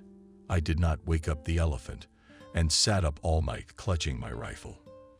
Toward morning, the strange sounds stopped. There was an ominous silence. It was still dark when I woke the elephant. We have to get out of here, I whispered, putting on my backpack. There was no time for explanations. I took my automatic rifle, taking the safety off. The elephant looked at me understandingly, without asking questions. We need to go down to the river and then follow the river.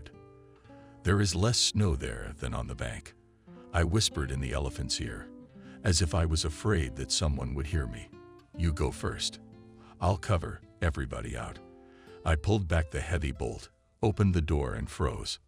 Opposite the hut, with its back to the river, stood the blurred morning poem of the corners. A black cash register, a figure in front with empty eye sockets. In a bony fist clutched the handle of a knife with a bloody blade.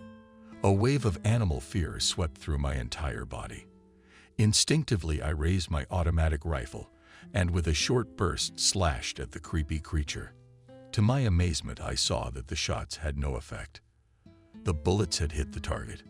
I saw it clearly, but the figure did not even sway. It continued to stand still and stare at us silently, as if I had fired blanks. Finally, the figure took a step back. Its outlines gradually began to blur, and soon it disappeared, as if it had vanished into thin air. For some time, we stood like a halt, afraid to move. Why are we standing there? I hissed, coming to my senses. Let's go. We moved down the path with a quick step. When I left this strange place, I had to find a way down to the river. I followed behind, looking carefully around. At some point, I began to think that we were not alone. Someone was following in our footsteps. I'm not a great tracker, but I noticed the bushes trembling, crackling, twigs behind us. Sometimes there was a blurred shadow among the trees. I had the impression that the pursuers were not particularly lurking. We were already dying in the frozen swamps. When a terrible howl sounded ahead, we were deliberately pressed close to the swamp. Cutting off escape routes, we switched to running, trying to break through to the river. I had already seen the cliff when from somewhere on the side of the thorny shrubbery covered with snow, a gray shadow rushed at me. The sound, machine gun bursts, cut the silence. It did not reach me. A huge wolf leaped away. It was unclear if it had hit or not. A shadow flashed again. I fired without aiming.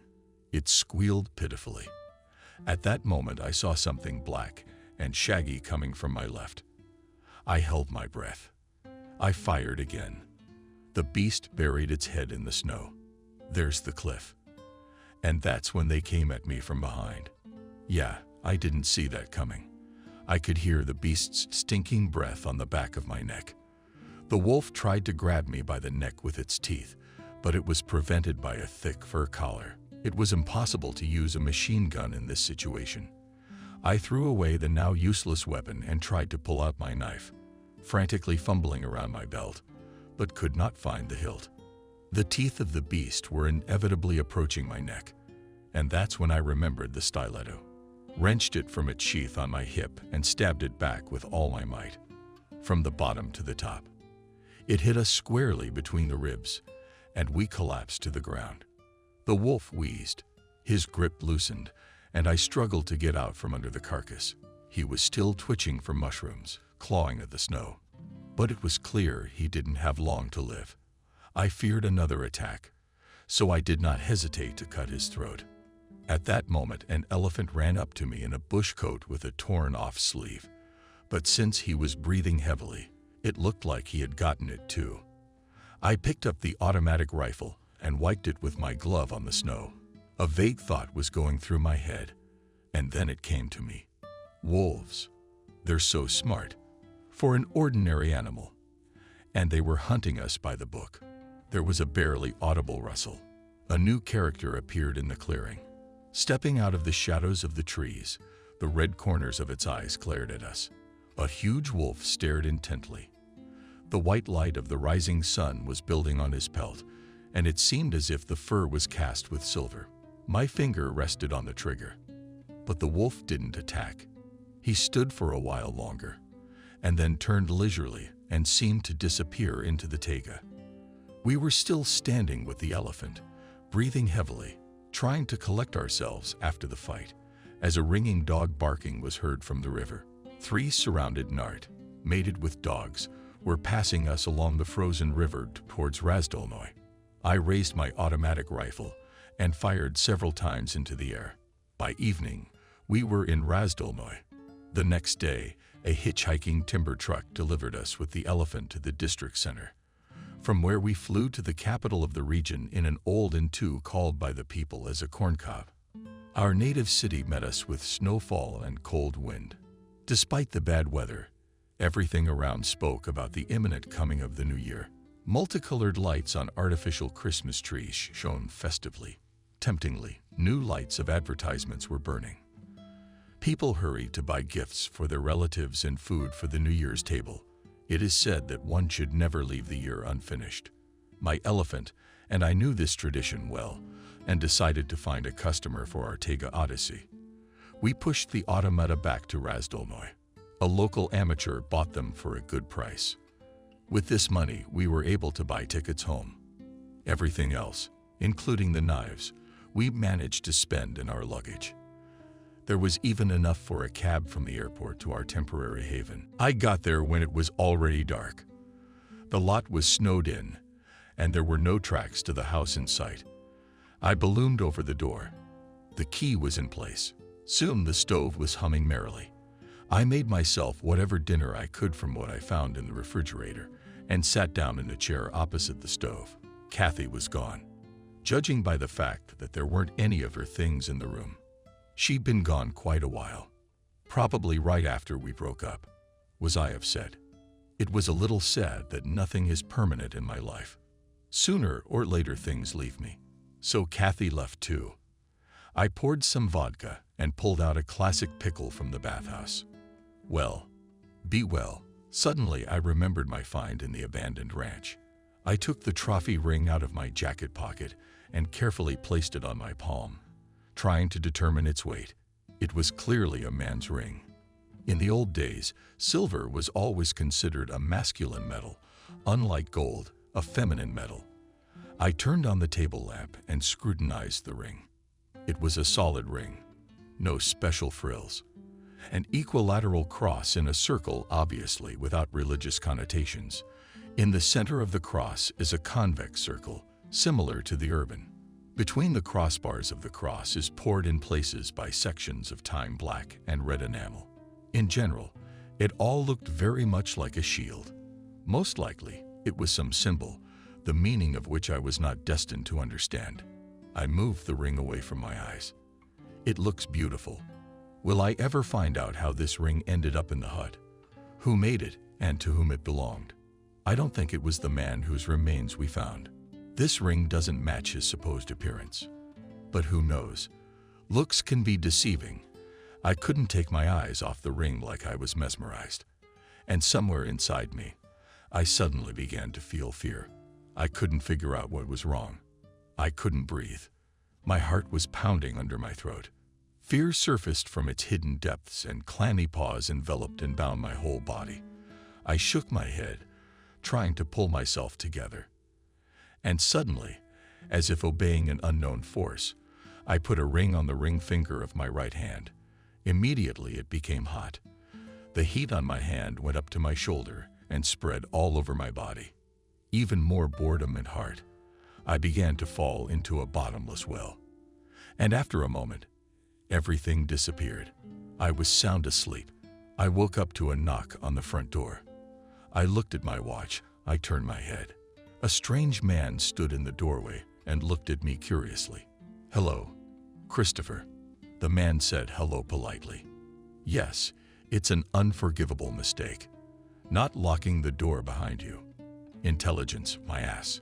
Could have been a nighttime stabbing." Suddenly, I was relieved. They would have wanted to stab him. I wondered if it was from the customer or someone else. I looked around the room. There was nothing suitable at hand.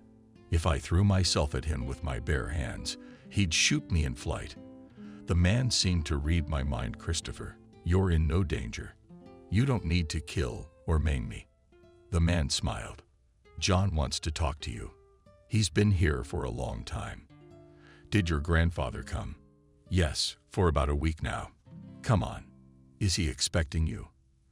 The stranger continued to stand in the doorway, making no attempt to enter the room. At that moment, his cell phone began to cry in his pocket. The man put it to his ear and listened in silence for a few minutes, then handed it to me. "It's for you, Christopher." I heard the familiar voice of my grandfather in the phone. "Come right away. We need to talk. Now you know everything." Grandfather looked at me carefully, and his gaze penetrated into my very soul. He rose from his chair and poured me half a glass of bourbon. "I think it's about time." He set the glass in front of me. I poured the whiskey into my mouth without even tasting it. What my grandfather had told me shook me to the core. I had never seen such filth in my life. My whole being protested against the truth, but not to trust the only person I had left close to me. I had no reason to. I've been surrounded by betrayal and lies for the last 5 years. How stupid do you have to be to ignore the obvious for so long? And there were clues. They were always there, but I didn't want to see them. Trying to hide in the world I invented, I remembered my wedding with a bride in a white dress with witnesses, all rank and file. Betty's surprise at my family's visit. The joy of the lavish gifts. It's too fake, too artificial. Betty knew about the apartment and the car. She knew in advance and skillfully played up the joy and surprise. First lie. Then it became a habit. My long and frequent business trips, her love affair with Stephen, and then my father, the family mix. And she seemed to enjoy it. A wife for everyone, except for the baby. It was a mix-up, an unplanned pregnancy. Could have been from her twin brother. No DNA test can tell. Who's the father? No. I got pregnant by my ex-father's horny brute of a father. So the DNA test in court proved beyond a shadow of a doubt that the child was not mine. And I was blindsided. I mean, it was clear it wasn't Stephen's either. Who knew, you ask? Everyone but me. And Mom knew everything. Nothing was hidden from her. She knew and kept quiet. She was afraid of her husband, or she disliked her own son so much. How can you love one and hate the other so much? Betty, I can understand. What am I? A pauper, an outcast, and Stephen is the heir to a vast empire, rich and successful. There's nothing to be gained by living with me. A shameful life of misery and misery. On the other hand, my husband's rich brother and father-in-law. That's where a child comes in handy. Tie it to you tightly and enjoy life. What about love? Come on, we're grown-up girls. More money, more love. I looked longingly at my grandfather. God, what am I still pouring it all in for? My companion showed no emotion. I nodded. One glass wasn't enough. I remembered Kathy. And there's the lie. The failed kidnapping and the beating. The fake love and the passionate breakup. And there I fell for it. I believed it. Oh, right. The Savior's a romantic asshole. She listened to me talking to the elephant and leaked everything. And they got confused. They made up a tale about a stolen daughter and lustful kidnappers. The daughter was played by a fellow craftswoman. Yes, it was clearly visible at the camp. A minx is a minx in the taiga. I didn't notice anything. Batman. I remembered when Kathy was taken in an alley in Yalta. Very natural. It was painful, but gentle. Yes, Kathy was genuinely in love, but not with me with money. I wonder if he ever slept with her. Probably not. It wasn't his style to get involved with a trivial war. It was all set up from the start. Except for the evil taiga creature and the wolves out there in the taiga, I was supposed to disappear forever, without a trace. No man, no problem. I remembered Camille's attentive gaze at our meeting in the restaurant, and his face was vaguely familiar to me. He'd missed the clue too, and he was a scout too. Thank God the elephant was real. Otherwise, I'd hang myself. I sat there trying to figure out what to do with all this. I felt like I was burning out inside. The door clicked, and a young woman entered the office. She walked through the office and stopped behind my grandfather's back. I looked questioningly into his eyes. Decide for yourself. My grandfather seemed to read my mind. There's a board meeting in half an hour. I think your presence is necessary. The owner and CEO of the steel mill stood up. Camille will help you pick out a suitable suit. Grandfather kissed his assistant's hand, showing me more than just a working relationship. Are you going to put me on the board of directors? To be honest, I was a little puzzled. Instead of who? You have no idea. Grandpa smiled for the first time in our conversation. It's for me. Did you decide to push your favorite grandson into a cushy position? I answered cheekily. That too. But not only that. Your father and your brother have been stealing. They opened fake accounts and transferred the company's money there. Good thing we managed to block their access to the main cash funds. Grandpa looked at his assistant. I stood up and headed for the door. The suit was picked up quickly. I put on a cream vivid shirt under my jacket and tied a dark blue tie. I stopped in front of the mirror. A glamorous office clerk looked back at me. Only the unusual ring on my right hand gave my image some mysterious individuality. In the hallway in front of the door leading to the small conference room, Stephen was excitedly circling. What do you want here? He hissed when he saw me. But I saw him in time. A glimpse. The disappointment in his eyes. Well, of course. It wasn't like I'd perished in the taiga. Unpleasant surprise.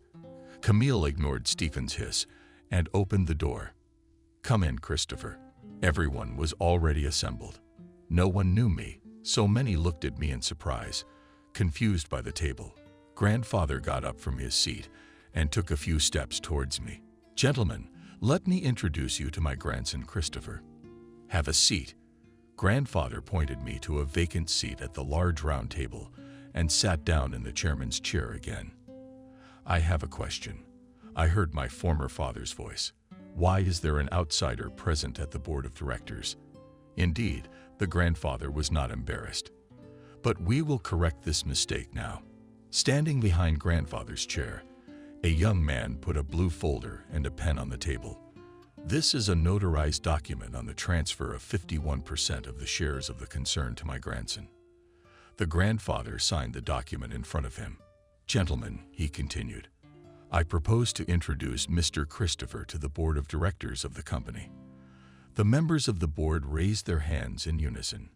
One moment, gentlemen. My former father raised his voice. The number of members of the board is always constant and cannot change.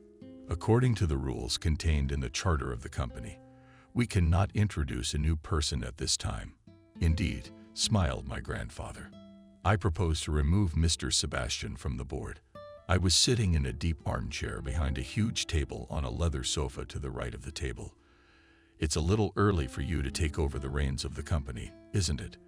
And I'm still in my right mind. Grandpa laughed. There was a knock at the door. Camille put a plate of fruit and a bottle of cognac on the coffee table. Camille, stay. Grandfather looked at his assistant. She smiled and sat down on the edge of the sofa. To be honest, I was a bit tense about the relationship between my grandfather and his assistant. Who is she, his mistress? That was the first thing that came to mind when looking at their relationship. But isn't she a little young for my grandfather? It was as if my grandfather read my mind. Camille is the daughter of an old friend of mine. He died tragically with his wife. A quarter of a century ago, Camille was taken away to a boarding school. Grandfather stroked the young woman's hand affectionately. I tracked her down, took her in and adopted her. She's been with me ever since. I was a little taken aback. Camille looked at me and blushed. Young man, this is not silver. The old jeweler pursed his lips. It's platinum. I must tell you the ring is very old, but you understand me. See for yourself. Boris Isakovich handed me the lupa. I trust you completely. I politely put the instrument on the table. Can you give me an approximate time of manufacture? Well, early 17th century. That's when rings like this were becoming fashionable. It was made by a good jeweler. Fine workmanship. By the way, the enamel is English of the period. So your ring was made in Europe. England or Scotland, most likely. I'd like to know who it belonged to and how it ended up in eastern Siberia, I asked, and put the ring on my finger. Alas, I do not know that. The old jeweler spread his hands. Well, are you ready? I looked at the elephant quite. When the elephant finished chewing. At that moment, the cell phone rang. The helicopter made a circle over its cold waters and began to descend to the rocky shore. The rotating blades swayed the tops of the spruce and pine trees growing along the shore. I was the first to jump on the ground. Then I took my wife in my arms.